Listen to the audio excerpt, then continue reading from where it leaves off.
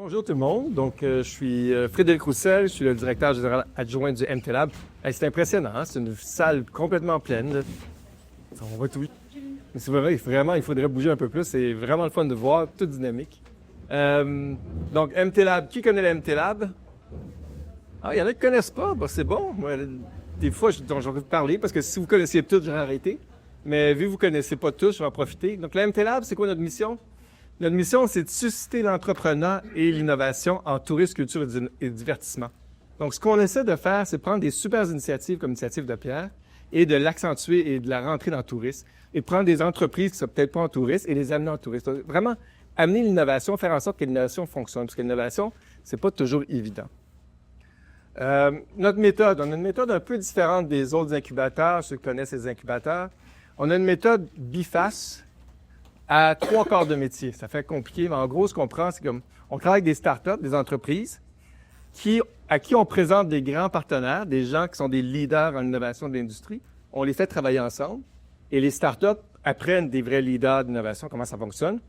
Et les leaders apprennent des startups et les deux ensemble travaillent à s'améliorer et découvrir l'innovation. Et c'est pour ça qu'on dit qu'on est des courtiers en innovation, c'est parce qu'on les met ensemble, on les fait travailler. Parce que les startups, ils ont la capacité de créer des nouvelles choses, mais ils ne savent pas comment l'industrie fonctionne. Et les gens de l'industrie ont la connaissance de l'industrie, mais parfois n'ont peut-être pas toutes les connaissances ou les différentes technologies. Donc, les mélanger ensemble, c'est une recette qui fonctionne très bien. Donc, ça, c'est les grands partenaires. Je ne veux pas faire pointer personne, je veux juste... Il en manque un, là. Mais... Donc, ça, c'est les grands partenaires. Ça varie d'une année à l'autre, mais entre 15 et 18 grands partenaires en tourisme qu'on a. Donc, les ports, on a de tout. On n'est pas juste des ATR, mais on a également des locations comme la CEPAC, le Port de Québec, Air Canada, Palais des Congrès, les THQ, l'Auto-Québec. Donc, ça, c'est juste pour dire qu'on est bon. En gros, 50% de croissance du chiffre d'affaires quand quelqu'un rentre au MTLab, 75% de survie après 5 ans pour les entreprises sur rentrée au MTLab. Ceux qui ont parti d'une entreprise savent que le taux est à peu près de 25 à 30%. Donc, on réussit quand même très bien avec les entreprises. L'innovation, c'est quoi l'innovation? C'est une longue discussion pour tout le monde qui est en innovation. On dit qu'on fait tous de l'innovation. Si on veut la définition la plus simple, c'est quelque chose de nouveau. Donc ça, c'est l'innovation. Mais c'est un peu plus compliqué que ça. Puis c'est une posture. Parce qu'on dit que c'est une façon de penser, c'est une façon d'être. Puis tout ici, vous êtes tous des innovateurs. Je suis convaincu que vous pensez que l'innovation est quelque chose d'important, sinon vous seriez pas là. C'est pas juste une action. Une action, c'est une action innovante. On peut tous faire des actions innovantes, mais des vrais innovateurs, c'est des gens qui pensent, qui ont un besoin d'innover des choses, de découvrir de nouvelles choses, de faire du changement. Donc c'est une posture et non juste une action. Parce que l'action, elle change tout le temps. Ça change tout le temps l'innovation. Qui a été guichet automatique dans la dernière semaine? Levez la main. Hein? Pas tant que ça. Qui a fait une transaction bancaire sur Internet, soit avec accéder, quoi? Pourtant, si j'avais été il y a 15 ans, puis j'avais dit guichet automatique, ça serait la grande innovation. Mais là, c'est rendu passé, on est rendu l'autre. Un autre. Qui a un BlackBerry dans la salle? Quoi? C'est une innovation? C'est une grosse innovation? Qui a un iPhone dans la salle ou un téléphone intelligent? Voyez? Qui encore? Regardez la télé ce matin. Encore quelques-uns. Qui a regardé un média social dans la dernière heure? Il y a déjà plus. Donc, on voit que l'innovation, ça change. Donc, les choses qui étaient innovantes ne sont pas toujours innovantes. Ça avance. Et il faut garder cette position-là. Puis je vais laisser Pierre parler d'intelligence artificielle parce qu'il se connaît beaucoup plus que moi. Et c'est là qu'on est rendu. Donc, merci tout le monde. Bonne innovation tout le monde. Donc, merci Frédéric et merci de la collaboration. Effectivement, donc j'ai plusieurs années de travail dans une ATR, une petite ATR à Montréal, Tourisme Montréal pendant quelques décennies. Maintenant, je suis à mon compte et en début d'année 2024, parce que je faisais un billet sur l'innovation pour Tourist Express, et j'ai eu comme une épiphanie. J'ai été 2 jours à lire des podcasts, à lire des textes sur l'IA et me rendre compte que ça allait être une vague incroyable, aussi forte que le web des années 90, peut-être plus, aussi forte que les réseaux sociaux des années 2000, et qu'il fallait que je fasse quelque chose. Je me sentais interpellé. Et là, j'ai fait un appel à tous et j'ai 125 personnes dans l'industrie touristique du Québec. Ça dit, moi, j'aimerais ça contribuer à que l'industrie touristique prenne le virage. Et on a créé le groupe de travail en mars dernier. On va en parler, là, mais... une des actions de ce groupe de travail-là, c'est de faire cette tournée-là du Québec. On a, je pense, une dizaine de régions. C'est notre 4e. On est allé à Tremblant, Rivière-du-Loup, et la semaine dernière, j'avais la chance d'être aux îles de la Madeleine. Donc, pour parler d'intelligence artificielle, parce qu'effectivement, je crois, et beaucoup de gens croient, que c'est la plus grande révolution technologique. Tout à l'heure, Frédéric disait que les touristes durables aussi, bien, ça fait 15 ans. Alors que là, il y a des gens qui se rendent compte de la violence et du choc de l'IA depuis 15 semaines. Donc, on n'a pas le temps qu'on a eu dans le tourisme durable, pourquoi qu'on aurait dû le faire plus vite. Et donc, c'est très puissant comme mouvement. Je sais qu'ici, vous êtes une région plus avancée en IA, quand même, un petit peu de base. C'est un processus d'imitation de l'intelligence artificielle qui repose sur des algorithmes. Donc, c'est des humains qui font l'intelligence artificielle. Et j'étais dans un environnement d'informatique dynamique. C'est permettre à des ordinateurs de simuler l'intelligence artificielle. Je ne suis pas capable d'aller plus loin que ça dans l'explication. Je connais la définition de l'algorithme, mais je ne suis pas un gars, je suis comme vous autres. Là. Moi, je ne suis pas un gars de back-end. C'est juste que je comprends la puissance, puis j'aimerais ça que mes collègues des agents touristiques prennent le virage adéquatement. Donc, 2 branches. Ici, on va surtout parler de l'IA générative avec les textes. L'IA prédictive, ça existe depuis longtemps et ça va, je pense, interpeller beaucoup les régions. C'est d'avoir des données et de faire les prédictifs. Les milieux hôteliers l'utilisent déjà pas mal parce que le yield management, les revenus sont faits avec des banques de données, mais on va se concentrer, nous, sur l'IA générative parce que l'IA générative, chaque personne ici dans la salle doit et peut se sentir concernée parce que ça touche à peu près tous les emplois. Peut-être un petit peu moins quand on est directement en contact avec les clients, mais sinon, ça touche à peu près tout le monde. Donc, c'est des données, des algorithmes, une puissance de calcul très forte, toujours par un humain, puis on va revenir à ça, parce que je sais qu'il y a des craintes, toujours par des humains, il faut que tout soit revisé par des humains.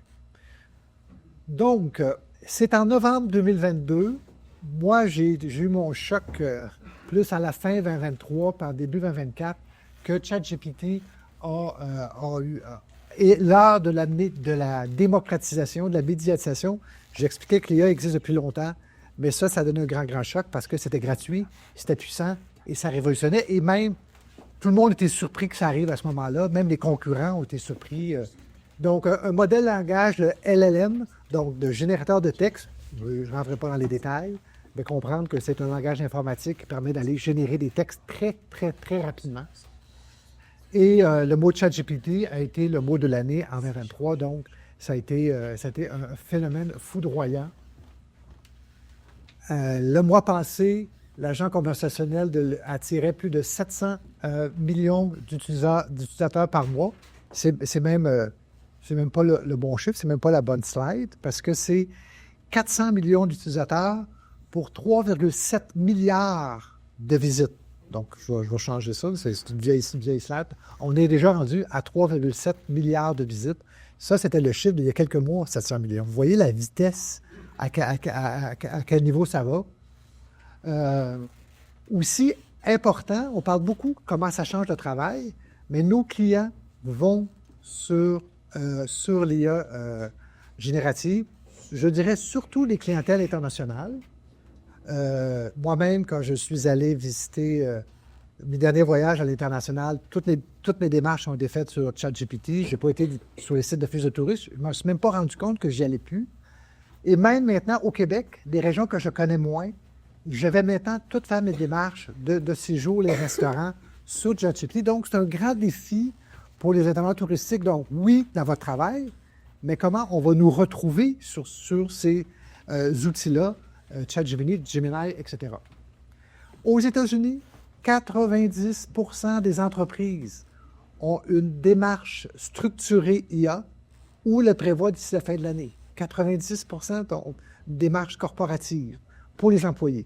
Au Québec, 5 à 10% en tourisme, suis pas sûr qu'on est à 5 %. Donc, nos concurrents, américains, ontariens, probablement même français, sont beaucoup plus avancés que nous dans l'intégration structurée de l'IA, même s'il y a beaucoup d'individus, et quand on laisse une exception par rapport aux autres régions qu'on a visitées, sont beaucoup moins utilisés qu'ailleurs dans le monde.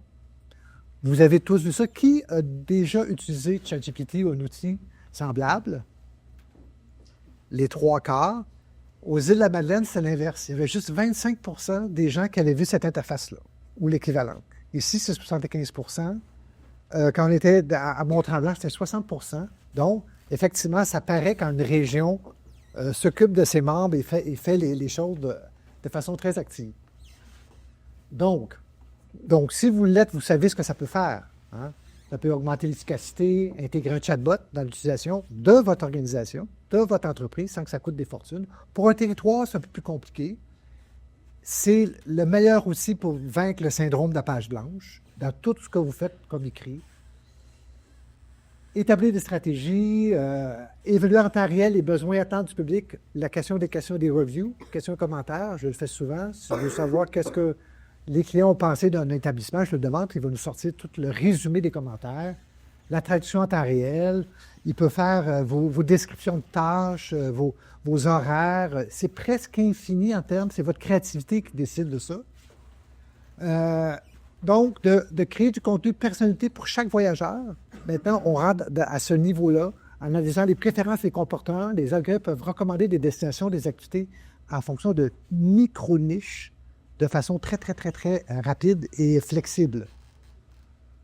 Mais il y a des défis quand même importants pour l'industrie touristique auprès de 300 répondants l'été dernier. Donc, contrairement à la région ici, je pense que c'est encore le reflet de l'ensemble du Québec. À peu près 70 % des gens ont peu ou pas de connaissances. Ils ont été sur ChatGPT ou Gemini, mais ils le connaissent peu. 4 % se considèrent à niveau avancé. Et dans nos sondages, trois grands besoins ont été identifiés. L'accompagnement, donc une fois qu'on était, oui, mais comment je vois à une autre étape, l'accompagnement, la formation, et aussi qu'on nous offre des comparables et des bonnes pratiques de concurrents ou de d'autres destinations qui font des choses intéressantes. D'ailleurs, on va reparler des travaux du groupe.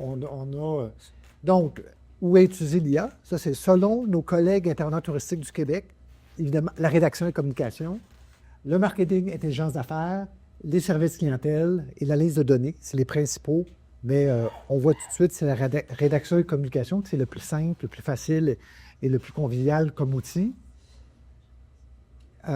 Bénéfices observés, amélioration de l'efficacité.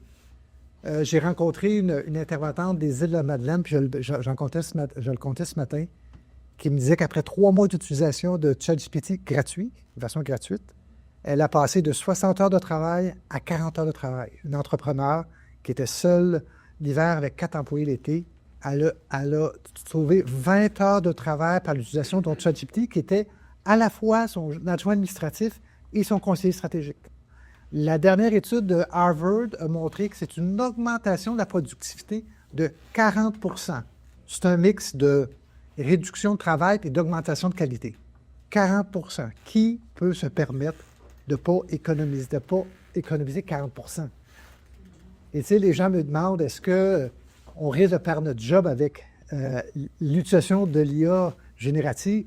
Non, vous ne risquez pas de perdre votre job. Vous allez risquer de perdre votre job fortement si vous ne l'utilisez pas.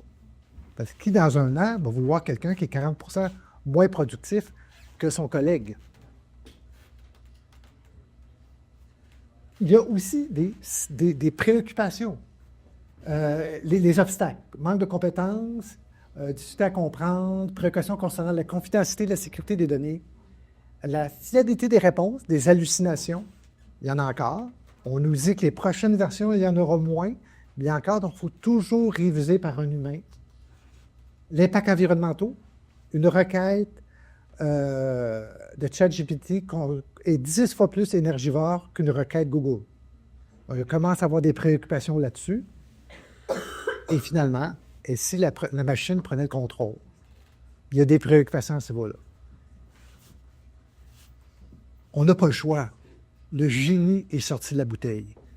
la productivité va s'améliorer de façon trop importante, qu'on attend sa ligne de côté, mais il faut être conscient de tout l'impact que ça a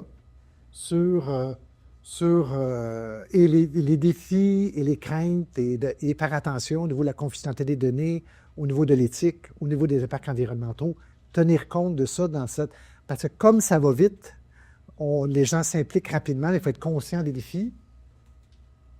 Donc, c'est là que j'ai lu la nouvelle donnée, 3,7 milliards de visites, sans oublier l'humain. Donc, je vous parle du groupe de travail IA Tourisme.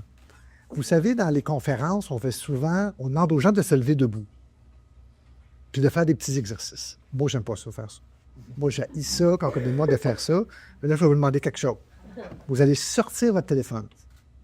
Tous. C'est déjà sur la table, la majorité des gens. Dans votre sacoche, vous allez tous sortir votre téléphone intelligent.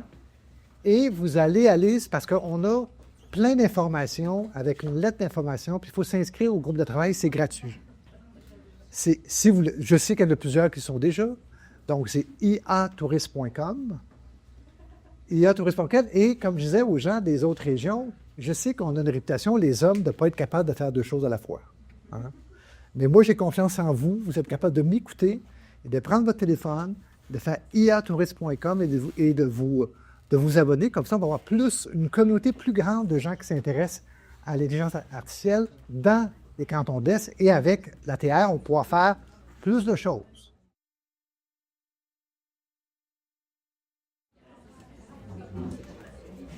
Donc, bonjour tout le monde. Mon nom est Jean-Philippe Duchesneau. Je vais me présenter un petit peu plus tard, là. Je suis vice-président du groupe de travail en intelligence artificielle et tourisme et je suis aussi entrepreneur dans le milieu touristique. Aujourd'hui, mon but, c'est de faire une très brève présentation de ce qu'est l'intelligence artificielle. Pierre a déjà commencé, donc je ne vais pas revenir sur le sujet là amplement. Mon but, c'est de vous faire des démos, dans le fond, on va aller dans ChatGPT, on va faire des requêtes, on va aller créer des images, on va aller regarder certains outils. Donc, mon but, c'est vraiment de vous montrer comment on peut utiliser l'intelligence artificielle pour nous aider dans la vie de tous les jours. Okay? Donc, c'est vraiment de partager là, des exemples qui vont être concrets. Donc, avant de commencer, brève présentation pour vous expliquer un peu le contexte d'après. Donc, je suis copropriétaire de Groupe Éco-Récréo et Voile en Voile. Donc, on a notamment les gros bateaux pirates dans le Vieux-Port de Montréal. On a les quadricycles et pédalos dans le Vieux-Port. On a des parcs Aquasila là, qui sont comme des gros jeux gonflables sur l'eau au parc Jean-Drapeau, à la plage d'Oka. On a des tours guidés aussi au parc Jean-Drapeau. On a plusieurs patinoires dans la grande région de Montréal. Là. Donc, au total, on a, dans le fond, 5 entreprises, 15 emplacements, 380 employés sur l'ensemble de nos sites. Et on travaille aussi sur la construction d'un projet d'aquarium à Montréal. Okay? Et donc, la raison pour laquelle je vous dis ça, c'est que pour vous expliquer un petit peu le contexte de pourquoi est-ce que c'est si important pour nous, dans le fond, d'utiliser l'intelligence artificielle et pourquoi est-ce qu'on a besoin. Donc, je vais commencer par c'est quoi l'intelligence artificielle. Pierre en a parlé tantôt. Il y a vraiment deux grands champs d'intérêt dans l'intelligence artificielle. Premièrement, il y a tout ce qui est analytique et prédictif. Okay? Donc, toute la partie, ça va de quand vous allez sur TikTok, que vous avez tout le temps le même champ d'intérêt qui reviennent. Ils sont capables de détecter qu'est-ce que vous aimez. Si vous passez plus de temps sur quelque chose, c'est ça qui arrive. Quand vous écoutez des séries sur Netflix, Netflix est capable de savoir que vous aimez tel type de série. Donc ça, c'est vraiment plus l'intelligence artificielle analytique. Dans le tourisme, comment ça fonctionne? Comment est-ce que vous pouvez l'utiliser? Bien, ça va être justement la prédiction de la demande touristique. Pierre a parlé aussi du yield management. Donc, des fois, la variation des prix selon des différentes périodes. Donc, tout ça rentre vraiment dans le champ qui est analytique et prédictif. Ensuite de ça, on a la deuxième partie où est-ce que vous pouvez voir un éléphant qui boit un verre de vin en descendant à Ski Bromont, d'ailleurs. C'est un nouveau forfait qu'ils ont depuis cette année. Il faut parler à Caroline si jamais vous êtes intéressé. Oui, juste pour les éléphants. C'est pas Ski Bromont. OK. Bromont montagne d'expérience. Je m'excuse. Mais oui, au sommet, on fait des soirées au sommet, vin fromage. Donc, Partenariat avec le zoo de Granby, fait que c'est super.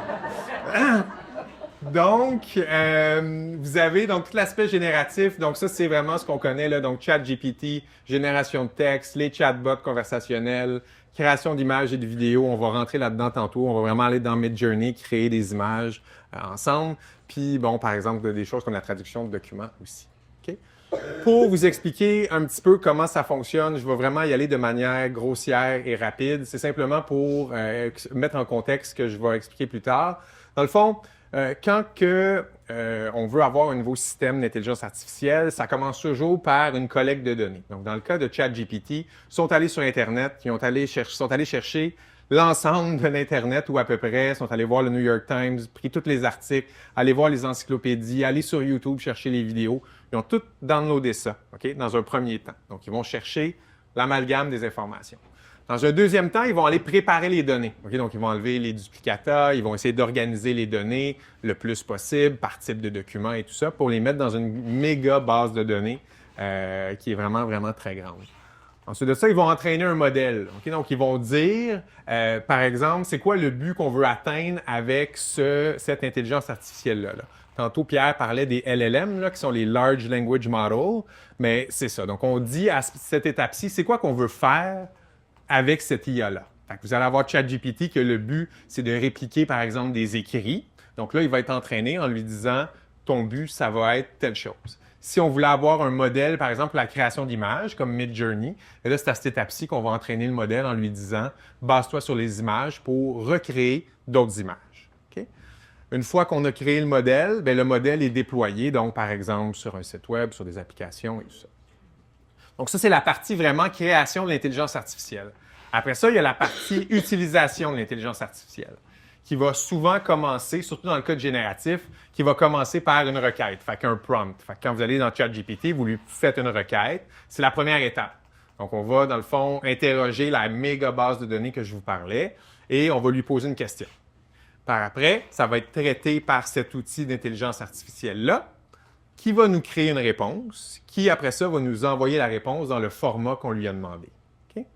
Donc ça, c'est simple, c'est une manière grossière d'expliquer rapidement les différentes étapes pour l'intelligence artificielle, puis ça va venir mettre en contexte un petit peu la suite. On va rentrer tout de suite, puis je vais basculer là, de présentation en mode live démo avec les assistants conversationnels. Donc ça, c'est vraiment donc ChatGPT. Pierre en a parlé tantôt. Qui ici se considère comme étant intermédiaire ou avancé, admettons, en ChatGPT? OK. Super. OK. Donc, on va pouvoir voir quelques petites techniques. Qui a déjà utilisé, par exemple, des custom GPT? Si vous savez, y a-t-il quelques mains? Super. On va le voir, on va faire des exemples. Tu sais, ça peut vraiment vous aider là, à différents niveaux. C'est sur la rédaction, tout le côté marketing, là, création de calendrier éditorial, plan marketing et compagnie. Pour la gestion, c'est un outil de brainstorming absolument incroyable, puis on va y arriver. Ça peut former aux employés aussi. Puis sur ça, on va pouvoir en regarder une partie. Donc, avant d'aller faire le switch dans ChatGPT, j'ai simplement mis une slide ici sur comment bien rédiger une requête. Petit conseil, quand vous faites vos requêtes, si vous avez par exemple un compte de base et que vous n'avez pas un compte payant, puis vous n'êtes pas dans le custom GPT qu'on va voir, essayez d'utiliser cette technique-là. Ça vient souvent aider à avoir un résultat qui est un petit peu plus optimal. Donc, vous commencez en donnant un rôle. Parce que si vous lui demandez d'agir comme un gestionnaire, par exemple, de Tourisme Canton de l'Est, il va vous donner une certaine réponse. Si vous lui demandez d'agir comme un enfant de 5 ans, il va vous donner une réponse qui va être complètement différente. Okay? Donc, le rôle que vous lui demandez de jouer a un impact sur le résultat que vous allez avoir. Okay? Donc, commencez tout le temps par une partie rôle. Ensuite de ça, on va aller dans le contexte. Donc, par exemple, si on prend, admettons, on veut qu'il agisse comme gestionnaire pour Tourisme Canton de l'Est, mais on pourrait lui dire, voici le contexte, c'est quoi Tourisme Canton de l'Est, on peut lui donner des documents, on peut lui donner des informations. Ça va nous aider encore une fois à cadrer un petit peu la réponse. Troisième étape, c'est l'objectif. Donc, qu'est-ce que vous voulez obtenir? C'est quoi le output que vous voulez avoir de l'outil de IA? Pour terminer avec le format, donc dans quel format est-ce que vous voulez l'avoir? Fait que, on va tout de suite y aller avec un premier exemple. Okay? On va y aller avec l'exemple de la création d'un plan stratégique. Et là, je commence pas de la toute base parce que j'imagine que tout le monde a déjà fait quelques requêtes, donc je vais prendre ça pour acquis, que tout le monde est allé dans ChatGPT faire quelques requêtes. Si vous ne l'avez jamais fait, Ça se peut que ça vienne un peu comme un choc la première fois que ça va se mettre à répondre. Mais, donc, on va y aller avec, dans un premier temps, attendez, je vais juste sortir, je vais aller chercher quelques documents. Puis j'ai déjà rédigé le prompt, dans le fond, qui est ici. OK, donc, on veut avoir de l'aide pour la création d'un plan stratégique. OK, donc, on va prendre la même technique que je vous ai donnée tantôt. Donc, on va lui donner un rôle. Donc, on veut qu'il agisse comme un gestionnaire de tourisme canton de l'Est. On veut qu'il nous fasse un plan stratégique pour la période 2025 à 2030. OK? Après ça, on va lui donner le contexte. Donc, on va lui donner la plus récente version du rapport annuel. On va lui donner la plus récente version de la planification stratégique. Puis, Tourisme Canton de l'Est a aussi fait un beau plan stratégique en tourisme responsable et durable qu'on va lui donner comme information. OK? Après ça, on va lui demander qu'il nous fasse une réflexion puis le brainstorming qui nous aide. On va lui demander de nous donner l'information dans un tableau. OK? Donc, on va lui demander 10 orientations stratégiques. On va lui demander 5 actions pertinentes pour chacune des orientations. 3 indicateurs là, de performance, les KPI, avec des objectifs SMART. OK? Donc, je pars et je vais aller chercher, dans le fond, les documents. OK? Donc, êtes-vous prêts à partir? Donc, on prend les documents. OK? On va glisser les documents directement dans l'outil de ChatGPT et on va aller chercher après ça le prompt. OK. Donc là, vous voyez, quand on joint les documents, on va juste attendre un instant, là. Il va uploader dans le fond les documents qui sont des documents quand même assez volumineux. Donc, on va juste lui donner un petit moment. Donc, ce qu'il va faire, c'est que tantôt, je vous parlais comment les modèles étaient entraînés. OK? Donc, ils vont sur Internet, ils vont chercher l'ensemble des données. À partir du moment où est-ce qu'on lui donne des documents et qu'on lui dit « base-toi sur ces documents-là », bien, l'information devient beaucoup plus condensée. Il ne va plus, après ça, voir sur l'ensemble de l'Internet. Il va se baser notamment sur les documents qu'on va lui avoir donnés. OK? Donc là, maintenant que les documents sont donnés, voici le résultat. Donc, on fait juste lui donner la requête que... Attendez, je vais descendre. Et là, automatiquement, il part la rédaction de notre planification stratégique. Donc, voici un tableau avec 10 orientations stratégiques pertinentes pour le plan stratégique 2025-2030. Et là, il nous part ça donc avec développement durable et responsable. Il nous donne des actions pertinentes, donc former les entreprises touristiques, soutenir les initiatives zéro déchet, promouvoir la mobilité durable. Il nous donne des KPI, il nous donne des objectifs SMART. OK?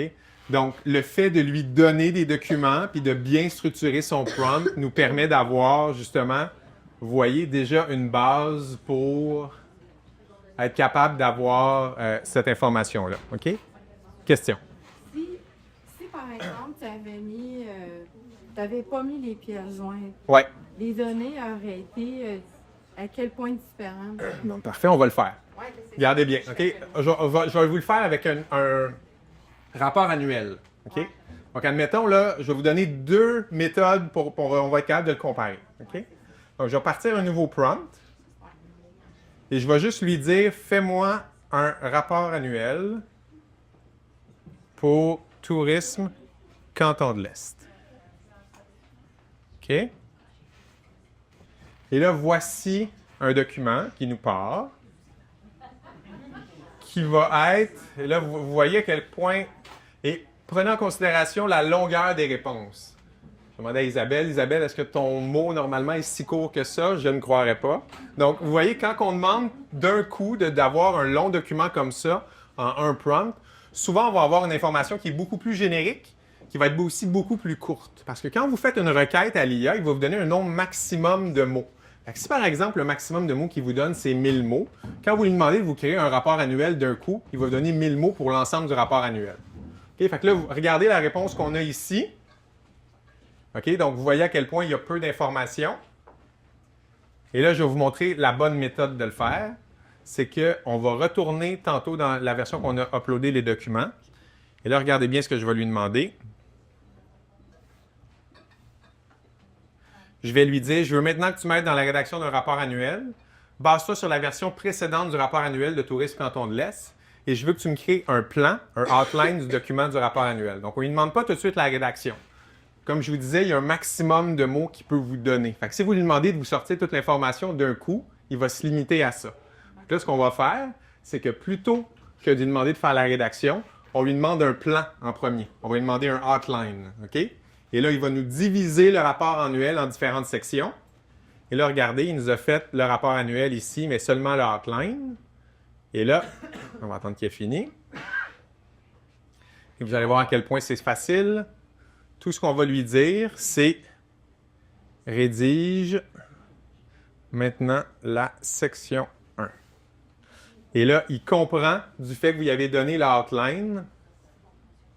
Et là, il va nous donner une réponse qui est beaucoup plus précise, qui est beaucoup plus longue et qui va avoir pris en considération les documents que vous y avez donnés. Fait que là, vous voyez, tantôt, Isabelle, dans l'autre version, elle avait seulement un petit paragraphe. Là, on voit que c'est Caroline, qui est présidente du conseil d'administration, qui a fait le premier mot. Et après ça, il va y avoir un mot de la directrice générale d'Isabelle qui est là, qui est déjà fait. Là, ça, c'est seulement la section 1. Et là, vous continuez avec ça, rédige la section 2. Et ainsi de suite. Et là, vous faites chacune des sections. Et avec ça, on se regarde de sortir un rapport annuel de 25 pages en 5 minutes. OK? Donc, et là, vous voyez, il nous parle des missions, valeurs, et là, il continue. Puis il nous donne toute l'information qu'on est capable d'avoir. Question? Les documents qui sont relativement publics. Ouais. Mettons, si tu avais déposé une information relativement sensible, quel devient peut-être disponible, la réponse peut-être... Super bonne question. Donc, OK. Deux points là-dedans. Premièrement, non, quand vous donnez de l'information, ça ne devient pas automatiquement accessible à d'autres personnes. Par contre, quand vous prenez un compte public, ce qui peut arriver, c'est que le logiciel comme ChatGPT va prendre l'information pour entraîner des modèles futurs. OK?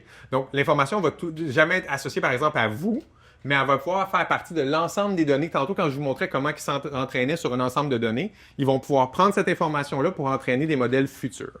Par contre, quand vous prenez un compte payant avec plus Teams ou entreprise, vous êtes capable de demander que les modèles n'utilisent pas vos informations pour s'entraîner, auquel cas votre information demeure confidentielle. OK? Donc là, vous voyez, on vient d'écrire la base du rapport annuel pour Tourisme Canton de l'Est 2024-2025. Fait que, Isabelle, il y a une base de fait.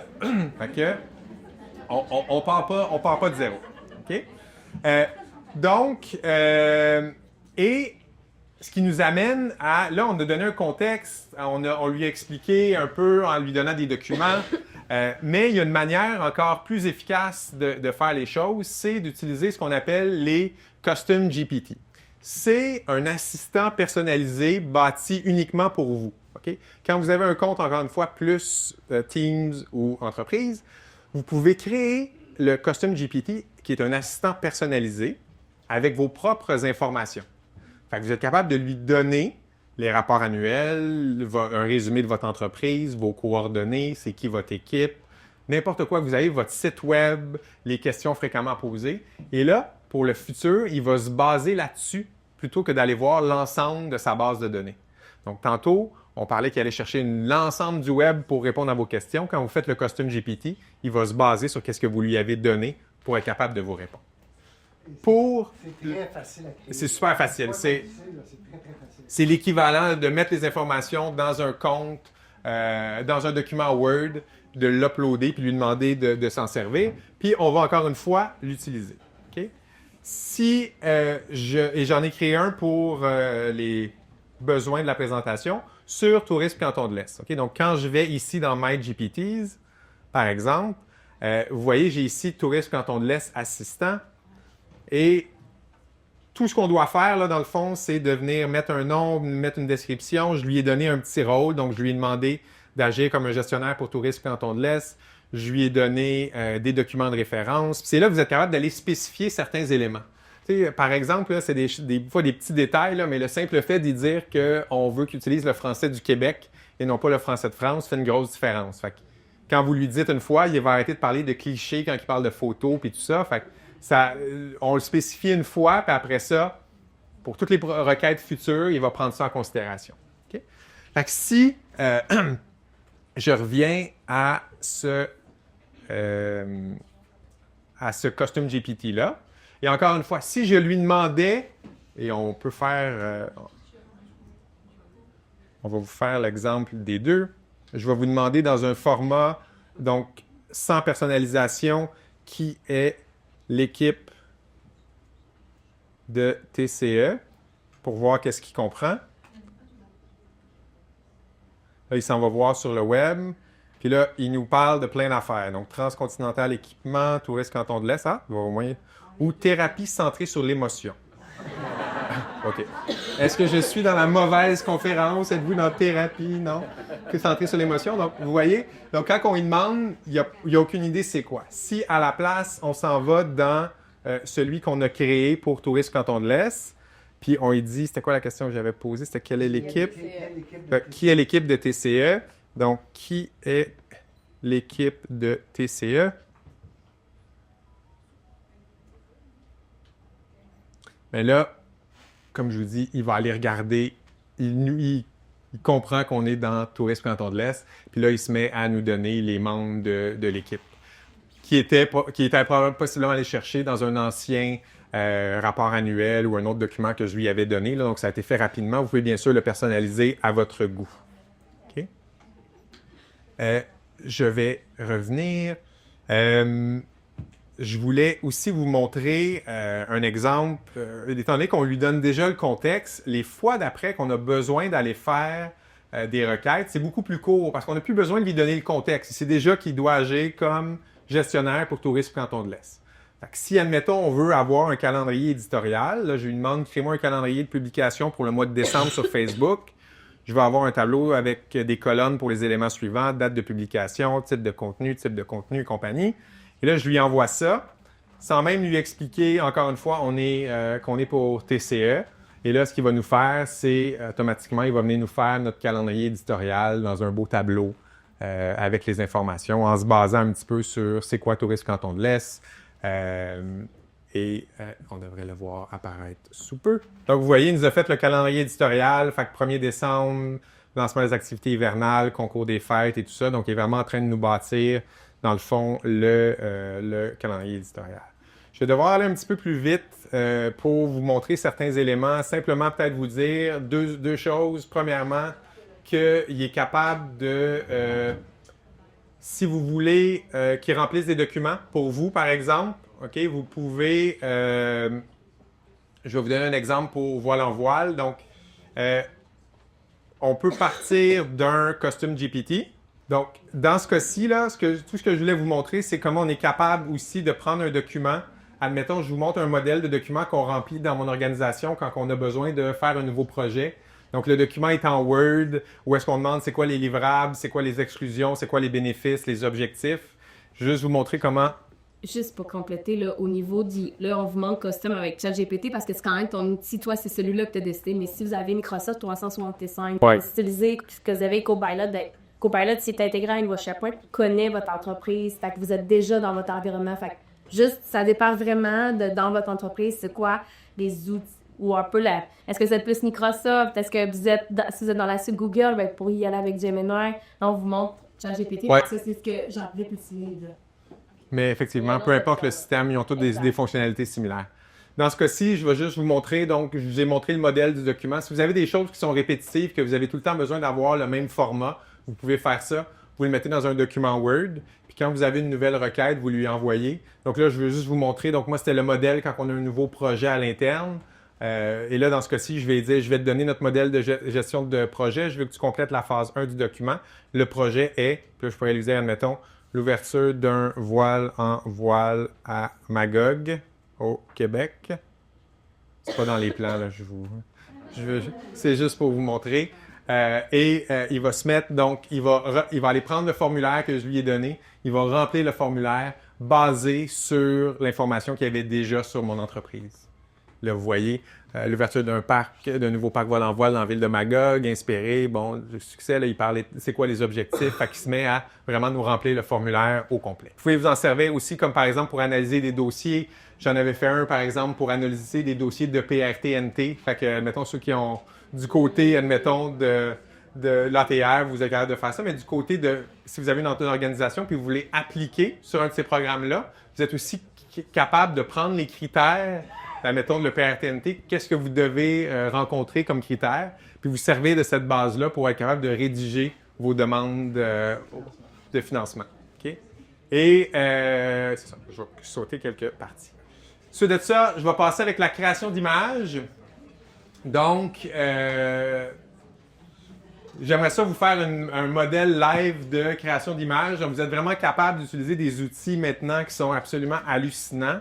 Et j'aimerais ça que vous m'aidiez à remplir ce qu'il y a ici. Fait que, est-ce que vous avez un animal que vous aimeriez voir dans une situation cocasse? Quelqu'un? Chevreuil. Chevreuil, j'aime ça.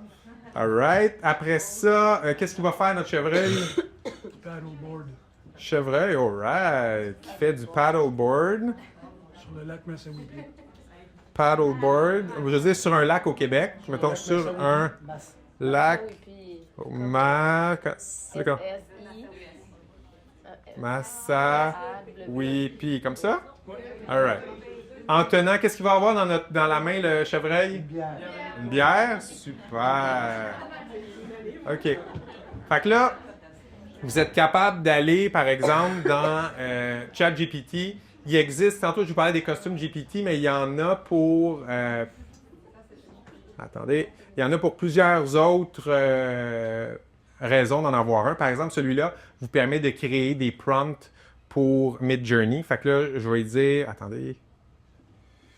On veut obtenir des prompts pour Midjourney, qui est le logiciel qu'on utilise pour... Un des bons logiciels qu'on utilise pour faire des images. Puis on veut qu'il nous fasse des prompts pour nous sortir les images. Okay? Une fois que ChatGPT nous a donné ça, je vais juste vous montrer rapidement ce qu'on est capable de faire avec. Fait qu'on peut aller dans Midjourney et aller créer. Dans le fond, là, vous voyez, il nous a fait un type d'image qui est réaliste avec un chevreuil. Et là, on peut en prendre quelques-uns. Attendez, je vais revenir. Laissez-moi quelques instants, je vais vous les montrer. Là, mais là, il va avoir, vous voyez, il nous donne, dans le fond, il a extrapolé ce que je lui ai donné pour nous donner des variations d'images qu'il va nous donner. Fait que là, on peut voir qu'il demande une photo réaliste avec un bird's eye view. Et là, on commence à avoir certaines images. Et là, regardez un peu les images qu'on est capable de créer en quelques instants. Hey!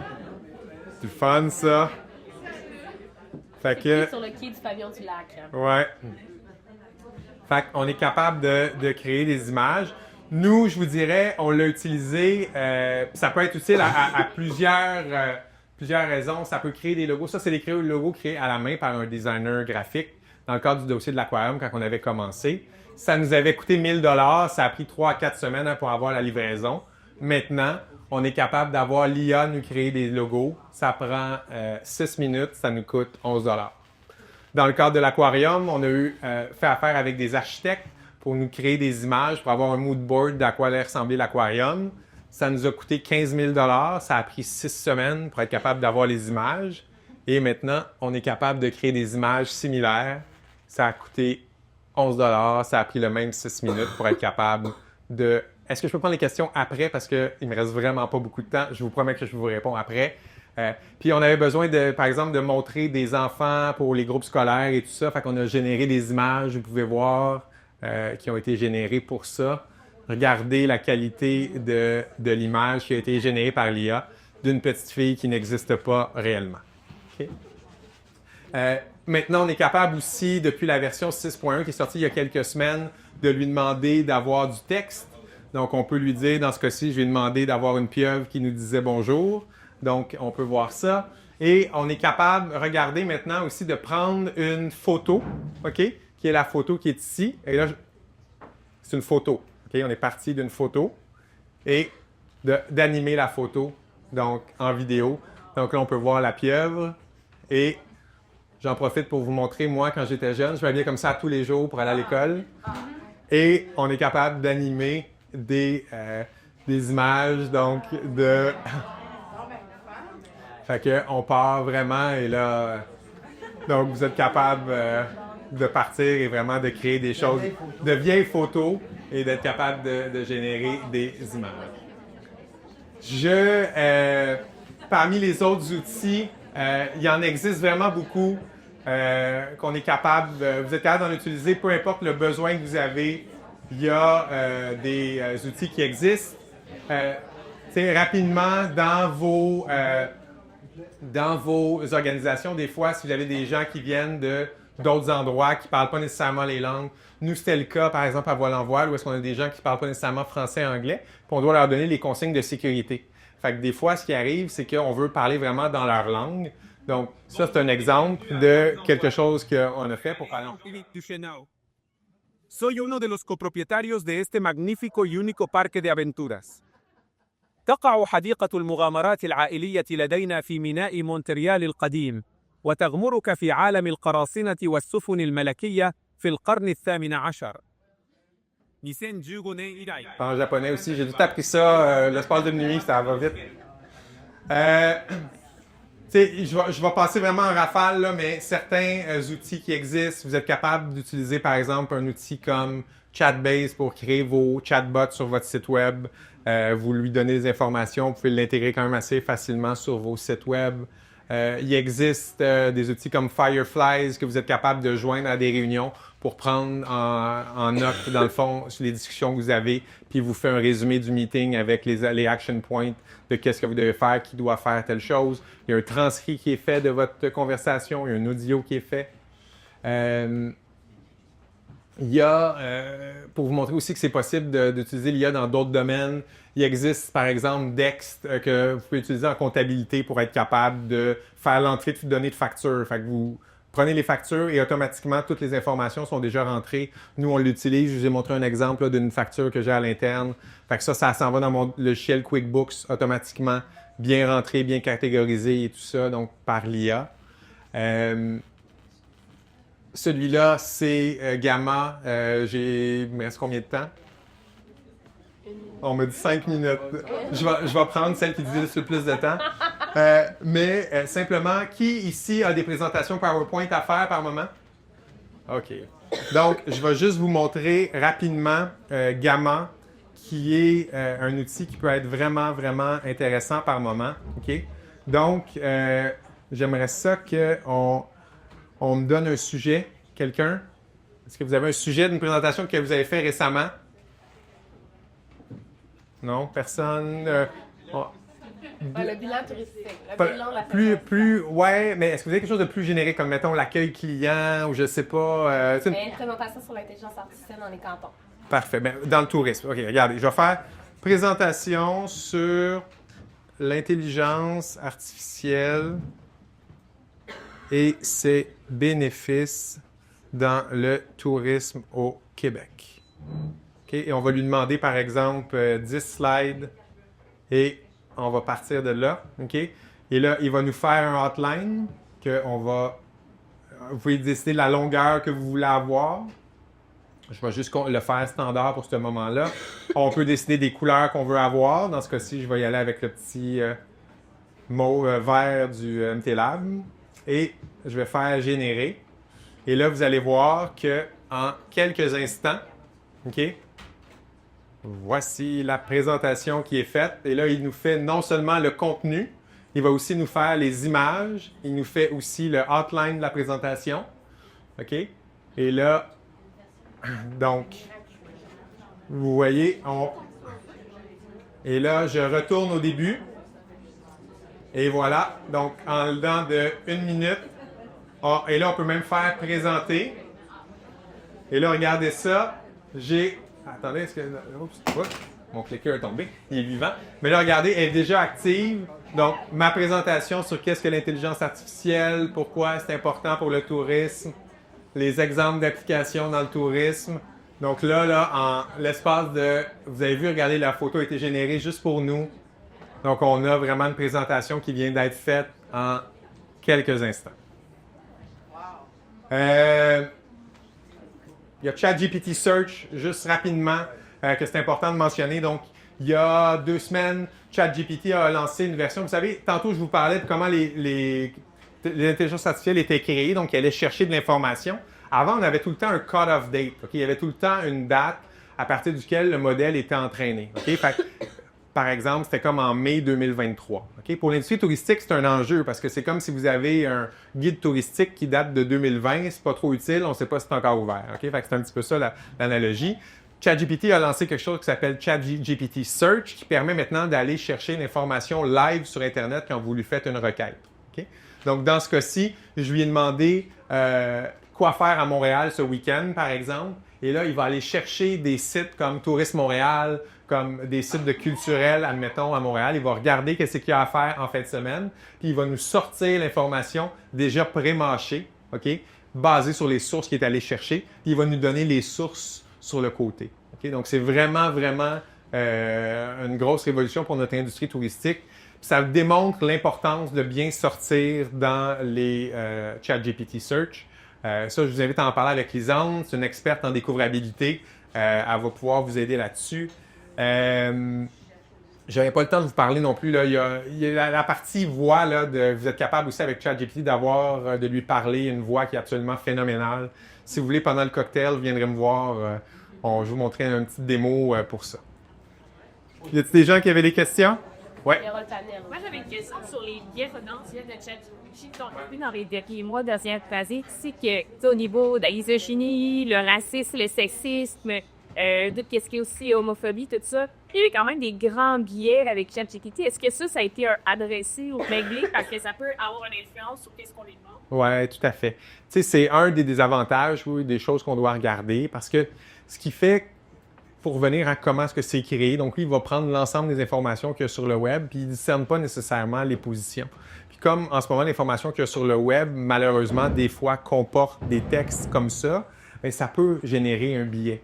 C'est de la même manière qu'il y avait un test à un moment donné, qu'il y avait quelqu'un qui avait écrit sur Reddit que pour avoir un fromage plus collant sur la pizza, il fallait ajouter de la colle.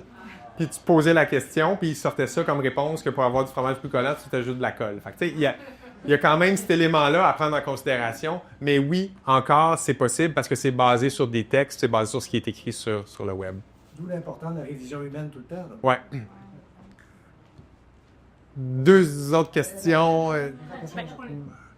OK, oui. Dans les touristiques, toute la réponse client, de l'interaction de la clientèle, etc., on va en parler plus tard davantage. Bien, on pourra en parler peut-être dans le panel. Nous, on a mis, par exemple, sur pied quelque chose qui nous permet de répondre automatiquement au courriel. Donc, on a des automatisations qui sont rentrées en ligne de compte, qui fait que chaque fois qu'on reçoit un courriel, OK, c'est envoyé un custom GPT pour mon entreprise. Il y a une réponse qui est automatiquement générée, OK, et qui s'en va dans nos brouillons, qui fait que notre service à la clientèle va simplement revoir la réponse et l'envoyer. Donc, c'est dans ton chat interne. Là, oui, c'est interne et externe parce que c'est vraiment la réception du courriel des gens. Puis je pourrais vous le montrer aussi si vous voulez après. Dernière question. Ouais. C'est vraiment technique, un custom GPT qu'on utilise, disons, à l'interne dans notre organisation avec tous les utilisateurs qui ont un compte entreprise, mettons. Tu peux le partager avec des comptes gratuits. Il peut avoir un compte payant que tu crées un custom GPT que tu partages à des gens qui l'ont un compte gratuit. OK, ça, je le demandais pour créer, disons, un guide pour les clients, mettons. Ouais. Il n'y a rien qui vous empêche de faire ça. Vous pouvez le partager. Vous pouvez même l'intégrer sur votre site web, ce custom GPT-là, pour faire 1001 actions. Là. OK? Fait que n'hésitez pas, si jamais vous avez d'autres questions, à venir m'en parler après.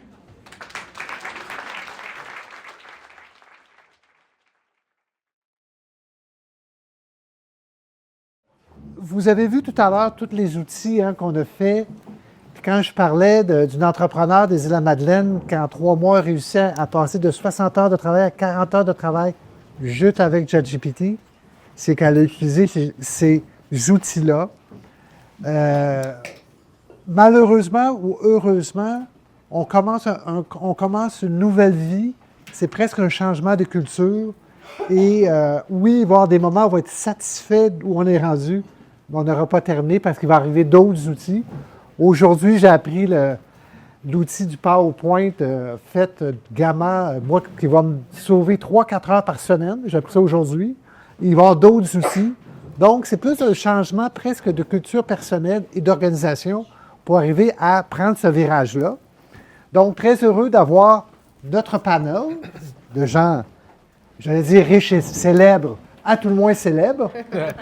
Donc, je vais leur demander de se présenter rapidement et de nous expliquer comment ils ont été en contact dans les premiers temps avec l'IA, en commençant par Christian. Je m'appelle Christian Lefebvre et puis depuis maintenant 2 ans, nous avons acheté une entreprise qui s'appelle Station Chêne Rouge, donc des mini chalets locatifs rustiques chic de style glamping ici à quelques kilomètres. Et puis, C'était quoi ton premier contact avec l'IA qui a fait que tu t'es mis à l'intégrer dans tes... Merci du rappel. Donc, je proviens du domaine de la mode. On a été durement frappé par la numérisation du secteur d'activité pour là déjà quelques années. Et nécessairement, on utilisait déjà plusieurs outils technologiques pour essayer de faciliter nos tâches récurrentes. Et dès novembre 2022, parce que j'ai toujours eu un intérêt personnel sur les différents outils technologiques, depuis novembre 2022, j'ai découvert ChatGPT sur LinkedIn, une publication pas simple qui disait que ChatGPT avait maintenant atteint déjà 1 million d'utilisateurs en quelques semaines seulement, ou journées. Je l'ai testé. J'ai été abasourdi. Donc, un early adopter. Oui, effectivement, un early adopter. Allons-y, continue. Samuel Anderson, co-directeur général chez PAL+. Donc, PAL+, pour ceux qui l'ignorent, c'est 2 hôtels basés vraiment à Magog, Harford, Sherbrooke. Donc, 2 hôtels, Espace 4 saisons, l'hôtel Verso. On a 4 restaurants, le bistrot 4 saisons, le bistrot Cause, le Burger Pub. On a le OMG Resto aussi à Sherbrooke. On a une crèmerie depuis peu, le Cornet, à Magog. Puis nous avons également le Grand Cru d'Escapade Memphremagog, qui est un bateau de croisière qui navigue sur le lac Memphremagog. Donc oui, l'IA, moi également, c'est l'IA ChatGPT. Comme plusieurs d'entre nous, on a appris que ChatGPT était un logiciel très puissant de l'intelligence artificielle. J'ai appris ça dans les médias. Puis rapidement, je me suis intéressé à la chose parce que c'est sûr que dans nos rôles stratégiques, on cherche toujours à innover. Et je me suis rendu compte assez rapidement que ChatGPT ou IA pouvait nous aider à améliorer l'expérience de nos invités, mais également nous permettre d'adresser les défis opérationnels. Là, je pense notamment à la pénurie de main-d'œuvre. Donc, Samuel, tu as vu ça dans les médias, tu es allé toi-même, sans formation, on y va comme ça. Oui. Tout simplement. Tout le monde en parle, donc fallait vraiment que j'aille voir de par mon air. Lisandre. Oui, donc moi, c'est Lisandre. Je suis la directrice représentation et communication chez Tourisme Canton de l'Est. Oui, c'est ça. Je vais faire le un bâton de parole. Là. Il y a plusieurs trucs techniques qui se passent. Donc, moi, mon exploration a commencé en 2022, un peu comme mes 2 collègues. J'étais en congé de maternité, donc entre 2 couches et allaitement. Là, pour ceux qui ont été là, vous le savez, c'est quoi. J'avais beaucoup de temps, je suis un peu sarcastique, de m'informer. Mais oui, j'ai vraiment pris le temps de commencer à m'informer sur l'intelligence artificielle générative. Puis, à mon retour de congé de maternité, j'ai eu la chance de rencontrer Lisa Gibson, qui est la chef des communications mondiales chez Microsoft, que certains d'entre vous avaient aussi rencontré. Et moi, ça a été là mon épiphanie. T'en parlais, Pierre, épiphanie, mais moi, ça a été ma révélation. Elle parlait concrètement dans mon domaine. C'est une fille des RP, c'est une fille de com. C'était très concret, les applications qu'elle amenait. Ça m'a vraiment parlé. Et à partir de là, j'ai vraiment accéléré mon adoption, ma formation. Donc, je me suis formée, j'ai assisté à plusieurs conférences. Et c'était évident pour moi qu'il fallait le ramener là, dans l'organisation et de m'associer avec plusieurs gens à l'interne là, pour vraiment prendre une vitesse supplémentaire. Jean-Philippe. Oui, tu l'as déjà présenté, mais c'est correct. Depuis quand l'IA et comment? Moi, j'ai commencé avec un outil qui s'appelait Jasper. Pour s'il y en a qui connaissent ça, ça venait avant ChatGPT, donc fin 2020, début 2021. Et moi, mon amour de l'IA vient de ma haine de remplir des formulaires de 27 pages du gouvernement. Donc, quand je devais remplir une demande de subvention et que je trouvais ça long et fastidieux et que j'ai découvert qu'il y avait quelqu'un qui voulait l'écrire pour moi, mais je tombe en amour. Et c'est quand ça? Fin 2020, début 2021. Quand même. Ouais. Et un lien commun, c'est que ces gens-là n'ont pas fait de formation. Ils ont été d'eux-mêmes, oui, des conférences, mais ça a été fait là, spontanément à s'y mettre et à prendre le virage. Maintenant, la deuxième question, c'est aujourd'hui, quelle est l'amplitude de l'utilisation de l'IA dans vos organisations? Jusqu'à quel point est-ce que c'est sur ChatGPT, c'est sur le marketing, l'amplitude de la bête dans vos organisations pour faire l'inverse? Jean-Philippe, Lisandre, par la suite. Ouais, moi, je vous en ai déjà parlé un petit peu de tout ce qu'on fait. Donc, tout ce que je vous ai montré aujourd'hui, c'est vraiment des outils qu'on utilise. Donc, de Dex pour la comptabilité jusqu'à la création d'images, vraiment pour l'idéation, jusqu'à ChatGPT. Donc, on est vraiment allé où est-ce qu'on a des comptes, dans le fond, qui sont partagés au sein de l'entreprise. L'équipe marketing en a, les opérations et tout ça. Puis c'est vraiment utilisé dans le day-to-day. Donc, vraiment à tous les niveaux, du service à la clientèle jusqu'au comité de direction, où est-ce qu'on s'en sert. Puis, on essaie tout le temps de trouver des nouveaux outils. Donc, là, on a une retraite par exemple, dans 2 semaines, où est-ce qu'on va vraiment se faire une séance d'innovation, où est-ce qu'on va regarder tous les processus d'affaires de l'entreprise. On va trouver tantôt ce que je vous parlais, les pain points, puis on va essayer d'adopter des nouveaux processus avec l'IA pour l'intégrer dans l'ensemble de l'organisation. J'ai compris aussi que tu avais une personne chez vous qui était un peu responsable de l'IA, parce qu'on a déjà eu des conférences. Oui, on a eu une couple. On a nommé quelqu'un vraiment responsable. On a une coordonnatrice marketing qui a eu le titre responsable de l'innovation et de l'intelligence artificielle au sein de l'organisation. Fait, le fait de donner le titre à quelqu'un, il y a une responsabilité, une imputabilité qui vient avec. Fait que elle, cette personne-là est en charge de regarder tout ce qu'on fait, même aux ressources humaines et tout ça, d'essayer de trouver des solutions pour nous aider. Puis quand on y arrive avec des nouvelles idées, mais c'est elle qui est en charge de le mettre en place dans l'organisation. Lisandre. Oui, de notre côté, si je peux parler pour l'ATR, il y a 2 grands volets, là, je dirais. Il y a le volet interne. À l'interne, on a un peu 2 mandats là, de l'intelligence artificielle. D'un côté, comme vous tous, là, améliorer notre efficacité opérationnelle, en trouver où on peut prendre pas des raccourcis, mais en fait avoir plus de valeur et donc automatiser certaines actions ou certaines tâches, mais aussi au niveau de la destination, comment faire en sorte que les cantons d'Est ressortent réellement dans les propositions qui sont faites aux visiteurs qui cherchent des destinations, des idées de voyage. Donc, il y a ce volet-là et il y a le volet accompagnement des membres. C'est pour ça qu'on fait cet après-midi, entre autres. On est vraiment je dirais, c'est ces 3 vitesses-là qu'on essaye d'activer, donc depuis à peu près 6 mois, depuis février dernier. Donc, aussi un mandat d'éducation, de vulgarisation, de vous offrir les outils ou en tout cas au moins de vous accompagner avec le volet de la formation puis des conférences. Donc, on est là-dedans, je dirais, dans l'organisation. À l'interne, on l'adopte, j'imagine on va en parler plus tantôt, mais oui, on fait certains projets là, à l'interne aussi. Et j'ai compris aussi dans le passé que vous avez un comité IA interne. Oui, exact. Peut-être en parler quelques secondes. Oui, donc pour accélérer, un peu comme Jean-Philippe, nous, on a... j'ai ce chapeau là, d'être un champion IA à l'interne, mais ça se fait pas seul. On avance vraiment plus vite quand on est en groupe. Donc, j'ai eu l'idée vers la fin de l'été de me dire, je pourrais pas avancer tout le bateau, ni celui de la TR, ni celui de la région. Il y a beaucoup, beaucoup de demandes. Hein. Vous êtes, j'entends plein de questions depuis tantôt. On veut vraiment être là. Donc, on a formé un comité qu'on appelle les super curieux ou les super utilisateurs IA à l'interne. Donc, on invite à chaque mois dédier du temps. On se fait des rencontres, on se donne des missions, on teste des outils. C'est assez structuré aussi pour vraiment aller explorer le plein potentiel de l'intelligence artificielle et aussi aider à l'adoption de l'intelligence artificielle là, dans le reste de l'équipe. Donc, on est comme ce comité-là. Puis là, je vois plein de petits visages de mon comité. Vous pouvez peut-être lever la main, les filles, Lia. Ouais.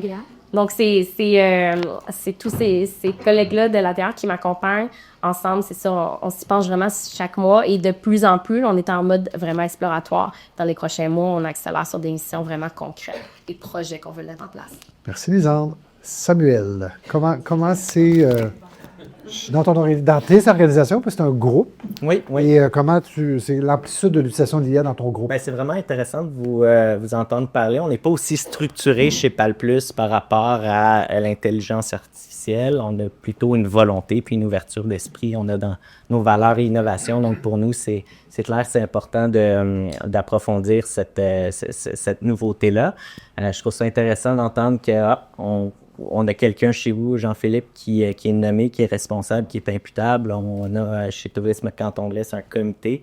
De notre côté, c'est plutôt de regarder des opportunités, notamment des logiciels. Par exemple, on a implanté récemment, c'est très récent, c'est depuis août, un chatbot sur notre site web d'Escapade Memphremagog. L'idée était de répondre à une problématique qu'on vit tous dans l'industrie touristique, c'est-à-dire le défi de personnel, mais également de chercher des moyens d'être à jour, puis de rencontrer les attentes de nos invités qui sont de plus en plus, disons, importantes. Le chatbot, qu'est-ce qu'il fait? Grosso modo, c'est un assistant virtuel. Donc, un futur client va se rendre sur notre site web. Il va poser une question à cet assistant-là et 97% du temps, l'assistant virtuel va générer des réponses personnalisées, des réponses automatiques et le client va avoir eu sa réponse. Donc, le reste, 3%, le reste du temps, 3% seulement, bien là, l'intervention humaine est nécessaire. Mais on sauve 97% du temps. Donc, est-ce qu'on a droit à des réponses, des questions? C'est la même question. Ben, moi, je voulais savoir si tu étais en mesure de calculer ton conversion, en fait, vers les réservations. C'est assez récent, donc on l'a implanté depuis août, mais l'objectif n'est non seulement de faire du upselling ou de faire de la conversion, mais également d'améliorer l'expérience de nos invités. On a beaucoup de questions, là je parle du bateau ici, on a beaucoup de questions sur où est-ce qu'on se stationne, à quelle heure arriver. Le bateau, c'est un produit assez niché, là, donc beaucoup de questions qui nécessitaient beaucoup de personnes à la billetterie répondre au téléphone. À un moment donné, on a une capacité d'appel à prendre. On n'est pas capable de répondre aussi rapidement qu'on voudrait. Bien là, avec l'assistant virtuel, on adresse ce point. Je suis un peu curieux sur la gestion. Quand tu dis que tu n'as pas personne qui a eu l'initiative? C'est toi qui l'implante? Comment tu fais la gestion de ces projets-là? C'est clairement pas moi, mais tout à l'heure, on parlait de culture. On n'a pas quelque chose de structuré, mais clairement, puis probablement plusieurs d'entre vous, vous avez cette culture d'innovation.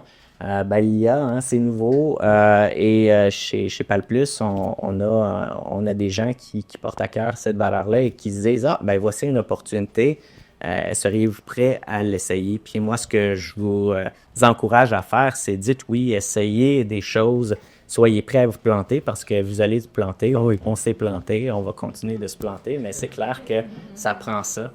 Ça prend, donc, ça se fait un peu organiquement. Là. Oui, tu fais des gens, là, puis là, jusqu'à présent, mais là, il y a tellement de choses qu'on peut faire. J'entends des choses aujourd'hui qui vont peut-être nous... Merci, Samuel. Christian, même question, l'amplitude, comment l'IA est intégrée dans tes organisations? Nous, l'IA, c'est une partie quotidienne dans tous les sphères de notre organisation. On a acheté l'entreprise dans le COVID, dans la pandémie. Il y avait à ce moment-là un exode important du nombre de travailleurs de l'industrie touristique et de la restauration qui quittaient. Fait que la première chose pour nous, c'était d'avoir des outils qui nous permettaient de pouvoir attirer des employés qui provenaient peut-être d'un secteur qui était autre que le domaine touristique. Donc, on sait que généralement, le domaine touristique, c'est une business de retail. J'avais au préalable à une autre époque de ma vie des commerces de détail. Donc, c'est nécessairement les soirs, les week-ends. Donc ensuite, il y avait aussi la simplicité de l'utilisation qui était vraiment primordiale pour nous, de faire en sorte que quelqu'un qui n'avait pas d'expérience, par exemple, dans le domaine, pouvait arriver dans certains de nos outils et d'avoir vraiment une simplicité parce que soit de façon visuelle, l'outil était attrayant ou même à la limite que l'outil nous permettait de faire des tâches qui, même nous, sans expérience, étaient faites puis nous donnaient de la productivité. Donc, lorsqu'on est une petite start-up comme la nôtre, on aime beaucoup les logiciels qui sont gratuits. Donc, on a passé de Microsoft dans mon autre vie à Google puis à Gmail. Ensuite de ça, on utilise des plateformes comme Slack, on utilise des outils comme Teams, mais de façon indépendante, ClickUp par exemple, ou même certains de nos logiciels qu'on utilise, j'en parlerai plus tard. Des logiciels qui font en sorte qu'ils font de la veille concurrentielle puis qui nous permet, sans avoir à se déplacer dans des véhicules, nous apportent de l'information sur les meilleures pratiques d'affaires ailleurs. Fait que c'est vraiment implanté dans tous les sphères. Donc, même question que Samuel, comment se fait la gestion de l'innovation? C'est organique? Il y a une personne responsable? Comment ça se vit? À une autre époque, j'aurais dit que j'aimais beaucoup la dictature consultative. C'est une blague que j'essaie de faire, mais non, lorsqu'on est une très petite entreprise, nécessairement, j'ai pris ce leadership-là. J'avais énormément d'intérêt. Mais ensuite de ça, lorsqu'on rencontre des membres pour se joindre à l'équipe, bien, nécessairement, c'était une partie importante. On aime penser qu'on est plus une tech company qu'une compagnie d'hôtellerie ou bien une compagnie d'investissement immobilier. Ça a été un challenge, d'ailleurs, quand on est allé se présenter aux institutions financières. C'est soit que tu es à gauche ou c'est soit que tu es à droite, mais ça n'existe pas entre les deux. Donc, je vous dirais que pour nous, là, tout ce qui gravite alentour d'un processus quelconque doit s'arrimer avec l'entreprise où est-ce qu'elle s'en va. Donc, tu es le leader, mais il y a un volet organique où les gens peuvent amener leur... Oui, mais je dirais même qu'il y a même plus qu'un volet organique. Il y a vraiment il y a des gens dans l'organisation qui prennent le leadership et qui veulent... Ils sont vraiment... Les membres de mon équipe sont vraiment les meilleurs protecteurs de s'assurer qu'il n'y ait pas des emplois répétitifs. Donc, j'ai beaucoup de gens qui me reviennent avec des suggestions d'outils. Et notre problématique, c'est qu'on n'est pas capable de toutes les prendre. Tout à fait. Effectivement, la question des tâches répétitives, là, c'est une très bonne façon de motiver tout le monde à... Donc, la prochaine question, c'est que nos panélistes nous exposent un cas. Un cas qu'on n'a pas déjà entendu aujourd'hui, là, parce que vous en avez parlé un peu. On va y aller par Jean-Philippe. Tu nous as présenté quelques-uns. Un autre cas que tu aimerais nous parler de l'IA pour... Donc, on parle souvent des chatbots externes pour répondre aux questions des gens. Nous, on a décidé d'en faire un aussi à l'interne. On a une tonne de politiques, de RH, de questions de toutes sortes, guide de l'employé et tout ça. Puis on a beaucoup d'employés qui se posent des questions des fois sur c'est quoi les journées fériées, comment qu'on est payé, ces affaires-là. Fait qu'on a fait un chatbot interne, ressources humaines. Donc, on a mis toutes les informations dedans, toutes nos politiques, toutes ces choses-là. Et là, ça permet aux employés qui ont des questions d'aller les poser directement au chatbot, puis qui leur permet de répondre. Même chose, où est-ce qu'on a mis, dans le fond, l'ensemble de nos opérations. Donc, sur tous nos sites, on a toutes des procédures, donc ouverture, fermeture de site, parce qu'on a beaucoup de saisonniers. Fait que des fois, on ouvre en avril, on va fermer en octobre. On a toutes des procédures. Puis, il y a tellement de noms de contacts, de personnes et tout ça. Fait qu'on a tout mis ça dans un chiffrier Excel. On a donné le chiffrier Excel à ChatGPT. Et là, on peut lui poser des questions pour lui demander, par exemple, c'est qui le contact pour telle chose. Et là, il va nous sortir la réponse avec le numéro de téléphone. On va lui demander, OK, c'est quoi la procédure pour ouvrir tel site? Et là, il va nous sortir la procédure. Donc, pensez aussi à des utilisations internes comme ça que vous êtes capable de faire dans votre day-to-day. Super. Très bon point. Tu vois, c'est des choses que tu ne m'avais jamais encore compté. Hey. C'est impressionnant. Lisandre. C'est un mentor. Attends, attention. Il y a une question. On ne veut pas prendre des questions tout de suite, mais il faut la prendre celle-là. Tu parles par exemple d'ouvrir ton ChatGPT. La procédure dans le SL. Quand la procédure change, tu à chaque fois aller lui redonner. C'est connecté ton SharePoint, puis là, quand tu le mets à jour, ça se met à jour. Écoute, fort probablement que ce serait possible de connecter le SharePoint. Je le fais encore à vieille méthode. Donc, je mets une version, mettons V2 puis tout ça. Quand on le modifie, parce qu'il y a comme, je pense, 1200 quelques lignes là, dans le chiffrier Excel, là, fait qu'il y en a beaucoup. Une fois de temps en temps, ce qu'on fait, c'est qu'on fait juste enlever le chiffrier pour le remplacer par le nouveau. Lisandre, un autre cas que tu n'as pas encore exposé aujourd'hui? Donc, nous aussi, on a instauré des custom GPT. Donc, on les raffine, là, mais on en a un pour la destination parce que c'est un langage particulier de promouvoir la région des Cantons de l'Est, puis un pour l'ATR. Moi, une façon que je l'utilise régulièrement, c'est pour me préparer au niveau des entrevues avec les journalistes. J'aime beaucoup faire du reverse pitch engineering, là, je dirais. Donc, je l'utilise de diverses manières, mais une manière que j'aime bien faire, c'est quand j'ai fait mon communiqué, quand on l'a fait, je le renvoie dans ChatGPT puis je lui demande c'est quoi mes messages clés. Des fois, c'était pas clair, dans le fond, l'annonce là, qu'on faisait. On a voulu dire beaucoup de choses sur la région, sur la terre. Donc, de l'utiliser de cette manière-là, de m'assurer que nos communications qu'on sort à l'externe sont vraiment claires puis que c'était réellement ça notre objectif. Donc, ça, je l'utilise quotidiennement, je dirais, en reverse de cette manière-là. Sinon, pour les relations publiques, une façon que je l'utilise beaucoup, c'est... Là, j'avais une entrevue avec Laurie Dufresne, que vous connaissez sûrement, la radio de Radio-Canada. Bien, je vais lui demander, là, voici mon communiqué, on a fait une conférence de presse ce matin, ça serait quoi les potentielles questions que Laurie Dufresne, à l'émission de Radio-Canada Estrie, pourrait me poser? Bien, il va vraiment aller chercher dans sa base de connaissances, c'est quoi son style à Laurie Dufresne comme journaliste? C'est quel genre de questions est-ce qu'elle cerne? Si je demande pour Mathieu Beaumont, ça va être complètement complètement des questions différentes. Ça me fait sauver du temps, ça me prépare, ça me permet aussi de me préparer à des angles morts, des questions que j'avais pas nécessairement pensées, surtout pour, par exemple, une conférence comme aujourd'hui où on a parlé d'IA, on a parlé de nouveautés, on a positionné la région, on a parlé de collaboration avec l'MT Lab, il y avait beaucoup de sujets, donc pour recentrer un peu, puis se préparer. Donc, tu as fait ça aujourd'hui, tu as fait ça pour le... Oui, j'ai fait ça avant, pendant que je vous écoutais, là. J'ai fait ça, mon entrevue est à 15h15. J'aurais pensé, Lisande, que tu aurais mis la fonctionnalité vocale de Jean Philippe tout à l'heure. Non, mais honnêtement, on niaise, mais ça peut être une façon de préparer à l'entrevue. Ça, c'est... Ben, c'est 17 semaines, puis je faisais de la route la semaine passée. Je manquais de temps, mais j'avais justement une autre entrevue. J'étais zéro prête. Dans mon équipe, les filles étaient super occupées. Fait que j'ai justement utilisé la fonction vocale. Je posais des questions. Puis je répondais. Je disais, dis-moi, à la fin de chacune de mes réponses, je veux que tu me dises si j'ai bien répondu à la question et que tu me poses une question de rappel. Donc, je l'utilise. Oui, c'est vrai. Vraiment, moi, je l'utilise très souvent, la version, l'option vocale. Très intéressant. Samuel, ton cas que tu n'as pas encore. Chez nous, un autre cas, on le sait, hein, dans nos hôtels, les restaurants, on génère beaucoup de données. C'est important d'analyser ces données-là aussi pour la satisfaction de la clientèle. Auparavant, on analysait la satisfaction la satisfaction clientèle à mitaine. Hein. On avait quelqu'un qui sortait finalement à chaque commentaire, catégorisait, puis analysait de cette façon-là si la tendance ou les tendances positives et négatives. Prenait 2 jours là, par mois auparavant. On fait ça maintenant avec ChatGPT. Ça prend au plus, avec un beau document, 10-15 minutes. Donc, pour nous, ça c'est... Oui, c'est un game changer. Oui, définitivement. C'est plate à faire pour la personne qui fait. C'est pas valorisant, comme tu disais tout à l'heure, Jean-Philippe.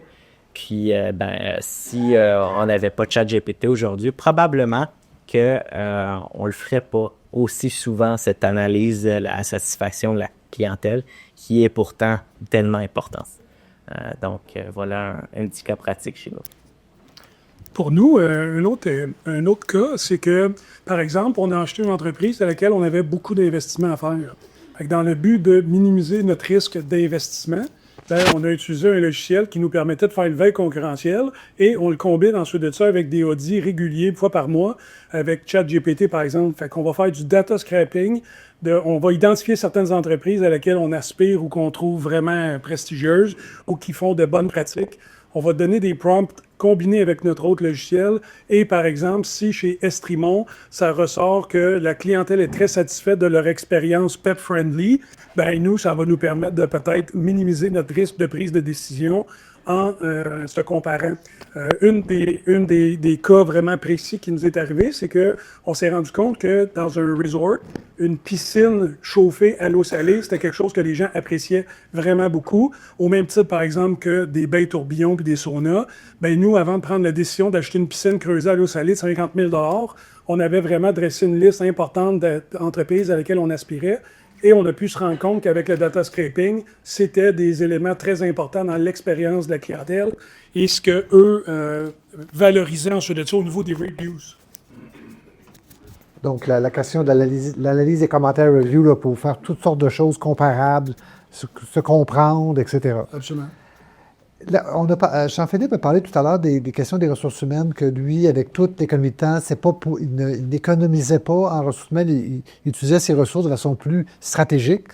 Pour nos entrepreneurs ici, Samuel et Christian, qu'est-ce que vous faites avec le temps économisé des ressources humaines? Est-ce que c'est pour... Tu t'expliquais qu'au départ, tu l'as utilisé parce qu'il manquait de ressources humaines, mais est-ce que pour toi, c'est un outil, par exemple l'automatisation, pour économiser ou tu replaces tes employés sur des choses plus stratégiques? Excellente question. Chez nous, notre concept, c'est de faire vivre l'instant d'un moment comme si c'était votre propre propriété. Donc, 100% des accès à nos hébergements sont en formule complètement autonome. Donc, pour nous, le plus important, c'est de permettre à nos membres de notre équipe, sur la période de leur corps de travail, de ne pas être prêts à faire des tâches cléricales importantes, mais de plutôt être à la disposition de nos invités. Donc, aujourd'hui, on s'est rendu compte que notre personnel passe beaucoup moins le temps à faire de réponses de courriel, d'envoyer des instructions ou on s'en cachera pas. Les gens vivent dans une vie qui est rapide. On lit pas toujours. Il y a beaucoup de gens qui ne lisent pas les consignes ou les informations adéquatement. Fait que notre personnel est plutôt à la disposition de notre clientèle maintenant pour leur permettre d'avoir encore plus de précision sur ce qui sont les meilleures expériences à vivre dans notre région. Samuel?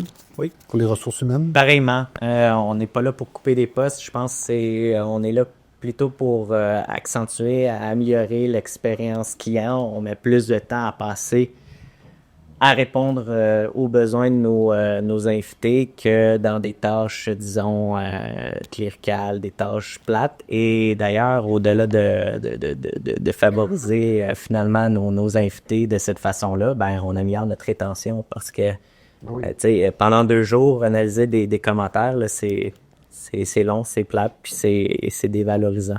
Donc, ça leur permet de passer davantage de temps à des choses où ils sentent vraiment une valeur ajoutée.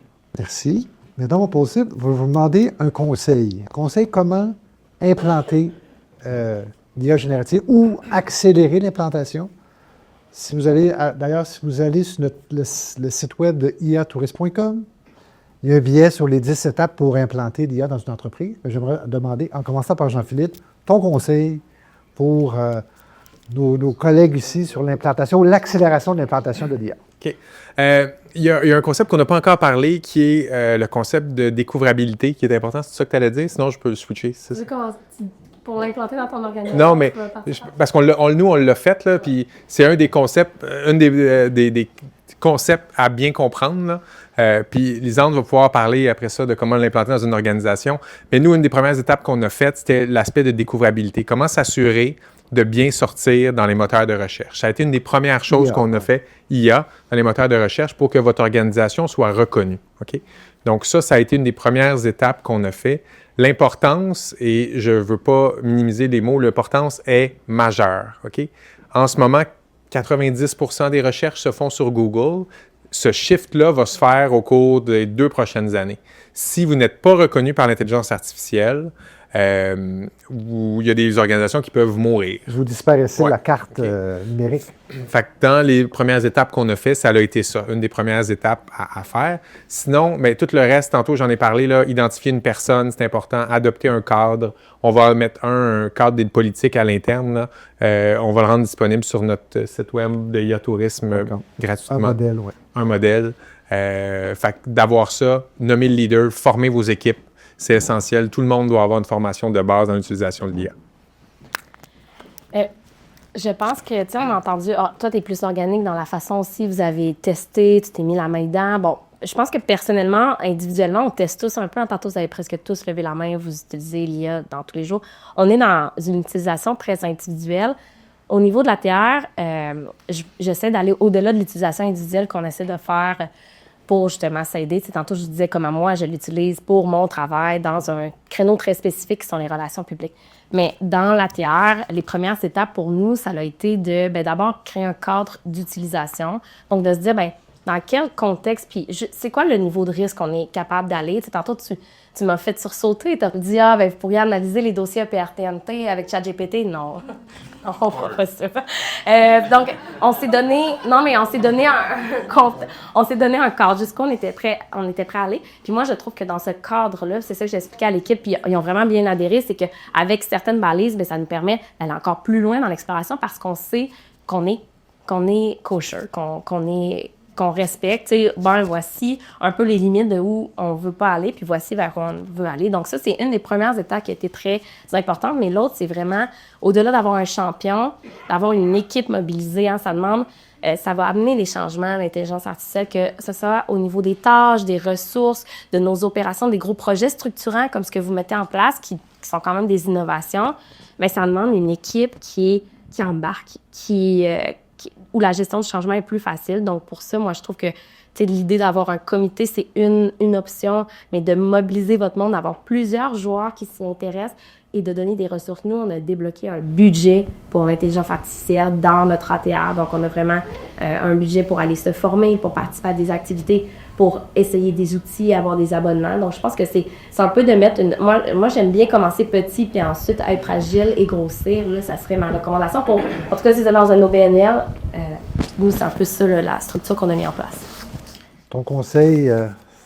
Oui, ben, je suis tellement d'accord. Là. En fait, c'est une gestion de changement. Hein, ça fait peur. On ne connaît pas beaucoup ça. On commence à de plus en plus naviguer, patauger là-dedans.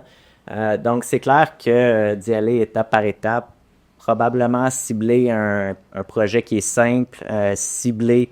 Entourez-vous de personnes qui ont envie, qui sont motivées par rapport à l'IA. Puis c'est un peu ça chez nous.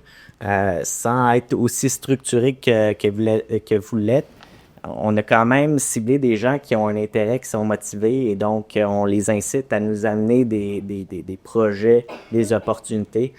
Rapidement, soyez ouverts. Un petit exemple, là, on a un fournisseur, un vidéaste qui est venu vers nous. Il a dit « Hey, j'ai un projet pilote à vous présenter. C'est de l'intelligence artificielle. C'est un logiciel qui fait du montage vidéo. » On le sait, là, pour ceux qui ont travaillé avec des fournisseurs du genre, oui, ça coûte cher filmer, faire des vidéos, mais ça coûte cher aussi le montage vidéo. Ça prend du temps. Alors, ce logiciel-là, lui, il dit, vous avez juste à me donner vos rushs, vos vidéos, vous écrivez un peu le scénario désiré, votre ligne directrice, puis le logiciel, l'IA, va vous créer un montage vidéo en une fraction de seconde. Là où je m'en vais là-dedans, c'est soyez ouverts. S'il y a un fournisseur qui s'en vient vers vous avec cette proposition-là, avec l'IA, ben dites oui. Puis au pire, ça ne marche pas, puis on essaiera autre chose, mais l'ouverture d'esprit. Christian? La majorité d'entre vous avez certainement des employés qui font des tâches manuelles, donc des plombiers, des cuisiniers, des plongeurs et autres. Mon conseil, moi, c'est je me rends compte que beaucoup de gens sont sceptiques sur la force et la capacité lorsqu'on n'a pas d'intérêt à travailler devant un ordinateur parce que notre métier ne nous l'oblige pas. Ben, on peut être sceptique. Invitez certains de vos employés à venir voir le résultat de la donnée ou de l'information qui en sera sortie. Certains de mes fournisseurs externes qui viennent, par exemple, faire de l'aménagement de forestiers ou qui viennent nous aider sont complètement sceptiques. Généralement, on a fait ça tout le temps. Ça fait 25 ans que je fais ça. Je le sais, moi, qu'est-ce que le client veut. D'être capable de les prendre 5 à 10 minutes, leur montrer le résultat de certaines de vos recherches. Puis ensuite de ça, surtout, qu'ils observent eux-mêmes la précision et la qualité de l'information qui sort, fait en sorte que, généralement, on a un gars forêt, on fait un partenariat avec l'école secondaire de Quaticook, les étudiants viennent, il y a un des étudiants, il a une opinion, lui, sur une façon de faire, parce que son père lui a dit, son grand-père, il lui a montré également, on l'a amené à regarder qu'est-ce qui sortait comme information qu'on retrouvait, et maintenant, il est rendu le plus grand défendeur. Avez-vous pris le temps de faire l'analyse? Avez-vous aussi? Donc, on a pu prendre des gens qui étaient très, très sceptiques, qui ne travaillent pas avec ces outils-là, et maintenant, ils sont probablement des alliés, même s'ils ne font pas plus d'informatique, ils sont quand même des alliés, c'est-à-dire du processus qui est derrière là, ces outils-là. Dans mon cas, parce que, bon, je suis ici comme bénévole, mais dans ma vie, je suis consultant, je fais de la stratégie. Donc, c'était d'utiliser en début d'année cet outil-là et de vraiment... Puis moi, je vois souvent le rôle de ma relation avec ChatGPT ou Gemini comme un cavalier avec une monture. L'outil, c'est la monture. Il faut que j'apprenne à le connaître. Il y a des petits biais algorithmiques, il y a des hallucinations, il va de plus en plus vite. Mais moi, je suis le cavalier. C'est moi qui, par les requêtes, le dirige, s'assure qu'il représente bien mes valeurs, le ton que je veux. Et c'est cette relation-là qui a fait qu'avec les mois, je suis devenu un pas pire cavalier. Quand la nouvelle version va arriver ou quand les autres outils vont arriver, parce que ça va arriver vite, je vais être pas pire parce que je vais déjà avoir l'habitude. Mais ma vie, ce qui a changé, c'est que je faisais des mandats de consultation beaucoup plus rapidement et beaucoup mieux qu'avant. Puis là, bien, je chargeais le même prix. Là, je me sentais un peu... au lieu de prendre 3 semaines, je prenais 3 jours. Fait que là, j'ai dit, est-ce que je charge le même prix? Donc, mes clients étaient très... Je parle au début, là, au printemps. Puis maintenant, mes clients étaient très satisfaits. Wow, Pierre! Puis là, ils étaient contents de me payer. Puis moi, je me sentais un peu... J'ai augmenté ma productivité de 40 à 50 % dans ma job à moi. Et donc, je vous dirais, si vous êtes seul dans votre organisation à vous préoccuper, si vous êtes un petit entrepreneur, il faut y aller avec les choses que vous connaissez. Il faut que vous deveniez un bon cavalier. Et là, je vous garantis que vous allez atteindre ces... Puis c'est le fun. Parce que là, on se dit, là, j'apprends des affaires sur des types de créativité de questions que je n'avais pas pensé. Moi, j'ai beaucoup de plaisir et j'ai changé ma grille de prix. Donc, je suis pas cher maintenant. Mais, Pierre, si je peux me permettre de juste compléter ce Oui. Tu sais, là, on aborde beaucoup au niveau de l'efficacité opérationnelle, soit des gros projets structurants, soit des petites tâches qui peuvent vous aider. Et tu l'as abordé, la décroissabilité. Tu sais, je pense qu'en s'entend, si vous avez plusieurs choix, puis si vous avez beaucoup de ressources, bien, tant mieux, vous pouvez faire tous ces choix. Tu sais, et décider justement, bon, mais qu'est-ce que je peux faire pour aider mon organisation sur des défis qu'on a ou justement dans les ressources humaines, les pain points, les choses qui font que des tensionnalités.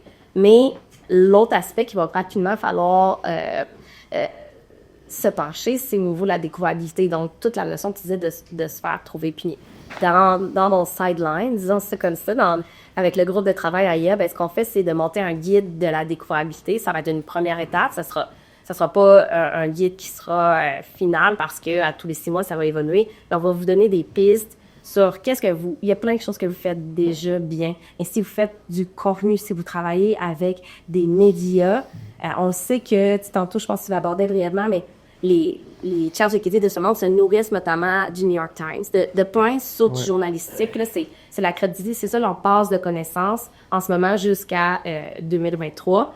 Mais dans la prochaine version, jusqu'en probablement 2024-2025, mais ça va être encore beaucoup des sources journalistiques. Donc, le plus que vous pouvez, puis je sais, dans la salle, vous êtes plus loin d'enfants, mais le plus que vous pouvez avoir de la couverture journalistique, c'est très crédible. Donc, l'IA se nourrit. Après ça, ce que vous faites au niveau du SEO, il y a une mini adaptation, je dirais, pour le rendre en GEO, Generative Engine Optimization.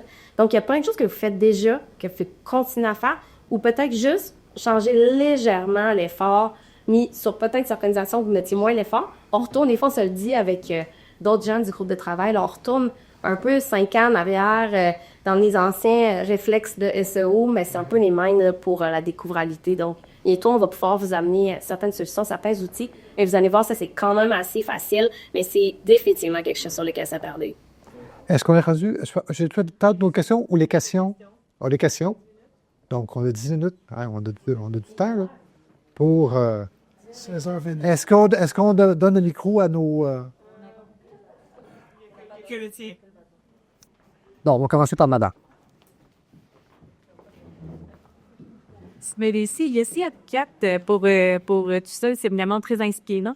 J'avais une question pour toi, Alexandre Panaport, justement. C'est bien Alexandre? Samuel? Il n'y a pas d'Alexandre. C'est même pas proche. Je suis désolée.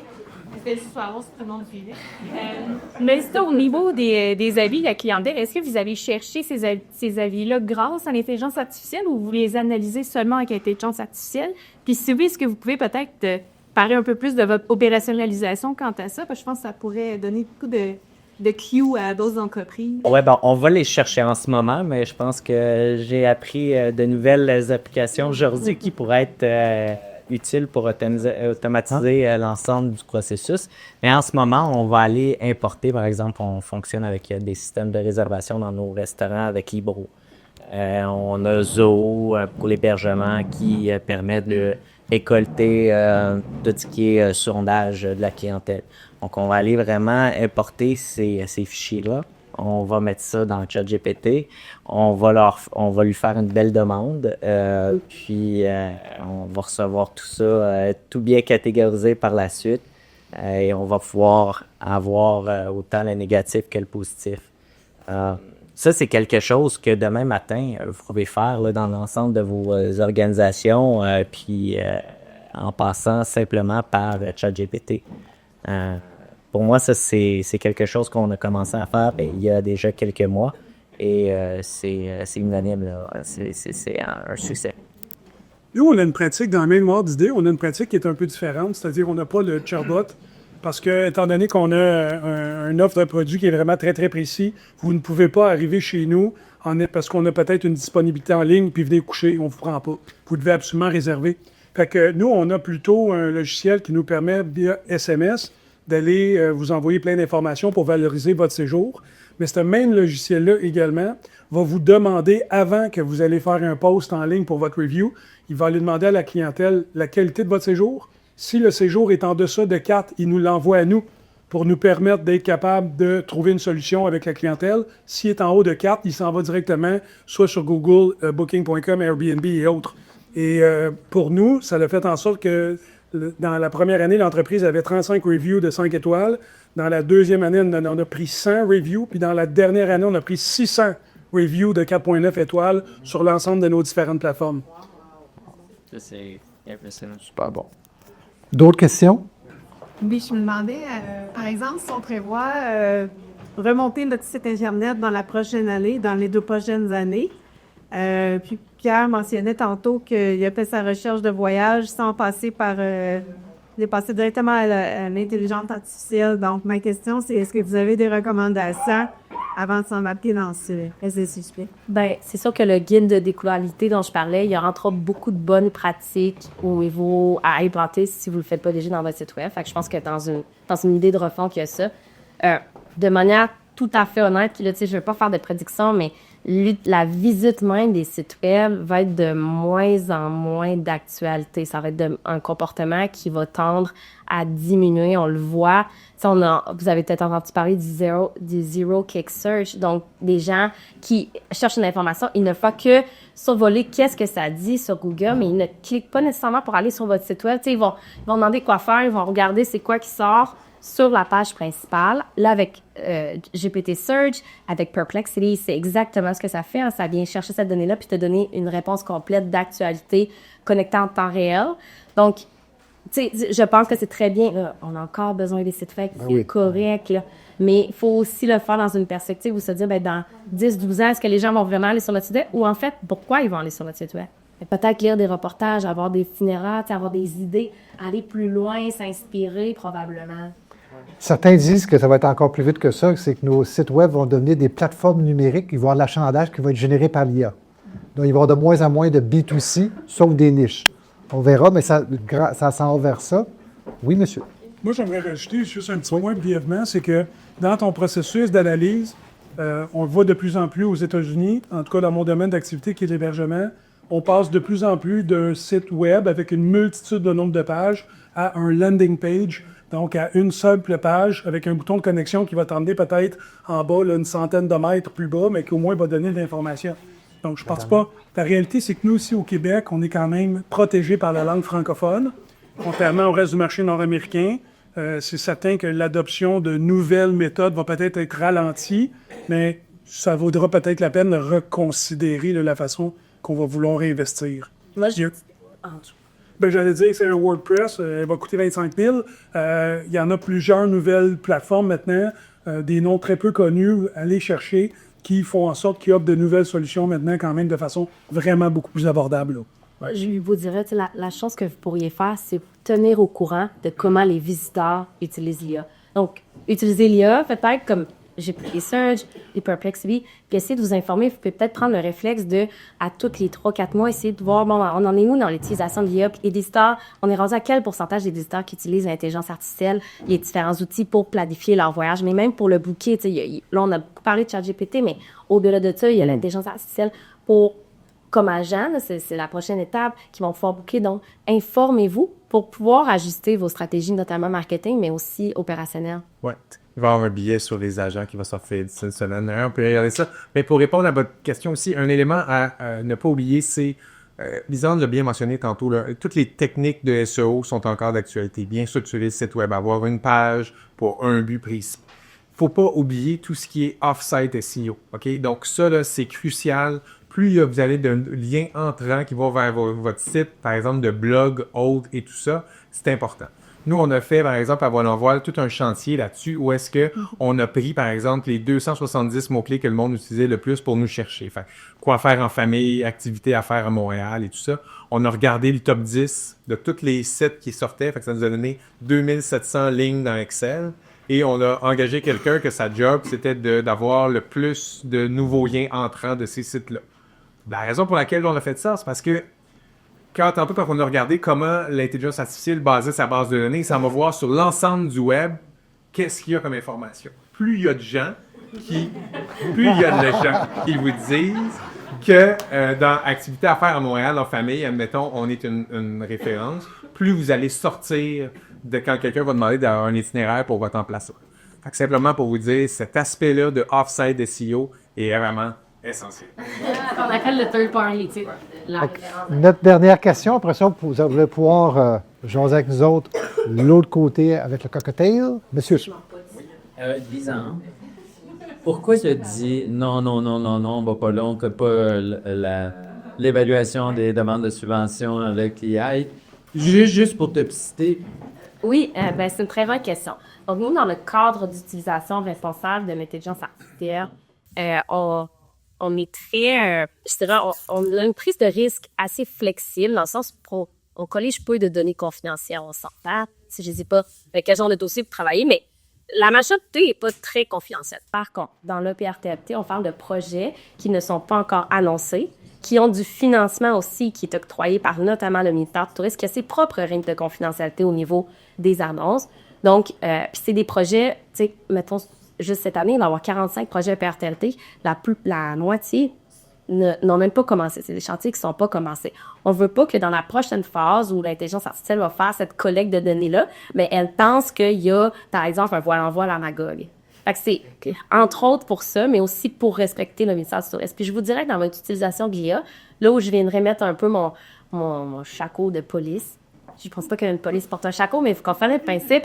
C'est quand vous travaillez avec des données d'autres partenaires, est-ce qu'ils sont à l'aise que vous les mettiez dans ChatGPT pour les analyser? Est-ce qu'ils sont à l'aise? Tu sais, chacune de nos organisations, on a notre cadre et notre politique. Donc, notamment avec le ministère du Tourisme, avec l'Alliance, on sait qu'il y a un cadre un petit peu plus restrictif. Donc, c'est là aussi, c'est pour ça que je disais non. Je veux juste rajouter quelque chose. En disant... Ouais, non, mais simplement pour dire, parce que la confidentialité des données, c'est vraiment quelque chose qu'on pourrait en parler pendant 2 heures. Mais il y a quelques moyens, par exemple, que c'est possible de bypasser ça. Notamment, vous êtes capable d'installer, pour tous les gens qui ont vraiment des gros enjeux de confidentialité, vous êtes capable d'installer un LLM sur votre machine, donc en local, OK, qui n'est pas connecté avec Internet. OK, donc vous êtes capable, vous prenez une machine, moi je l'ai sur mon ordinateur, fait qu'admettons, c'est tous les enjeux, notamment au niveau du développement durable, qui dit que ça prend beaucoup les ressources et tout ça, tout ce qui est au niveau de la confidentialité. Mais ça, c'est le genre de dossier que vous êtes capable de faire rouler en local sur votre ordinateur qui n'est pas envoyé sur Internet. OK? Il y a ce bémol-là à faire. Deuxièmement, c'est certain que vous êtes capable d'anonymiser aussi l'information qu'il y a, mettons, dans un dossier, c'est en enlevant certaines informations. Puis troisièmement, je pense qu'éventuellement, puis je suis 100% d'accord avec ce que Lisanne a dit, mais je pense qu'éventuellement, il va peut-être avoir dans les demandes de financement ou ces choses-là une clause qui va dire que les parties peuvent accepter que l'utilisation, par exemple, de l'AI soit à un moment donné dans le processus. Ça va évoluer. Et rien ne vous empêche d'utiliser l'IA pour remplir votre formulaire à déposer. Et ça se fait de plus en plus, surtout les demandes lourdes. Ça termine notre panel. Merci beaucoup, chers collègues. Bravo. C'était super intéressant.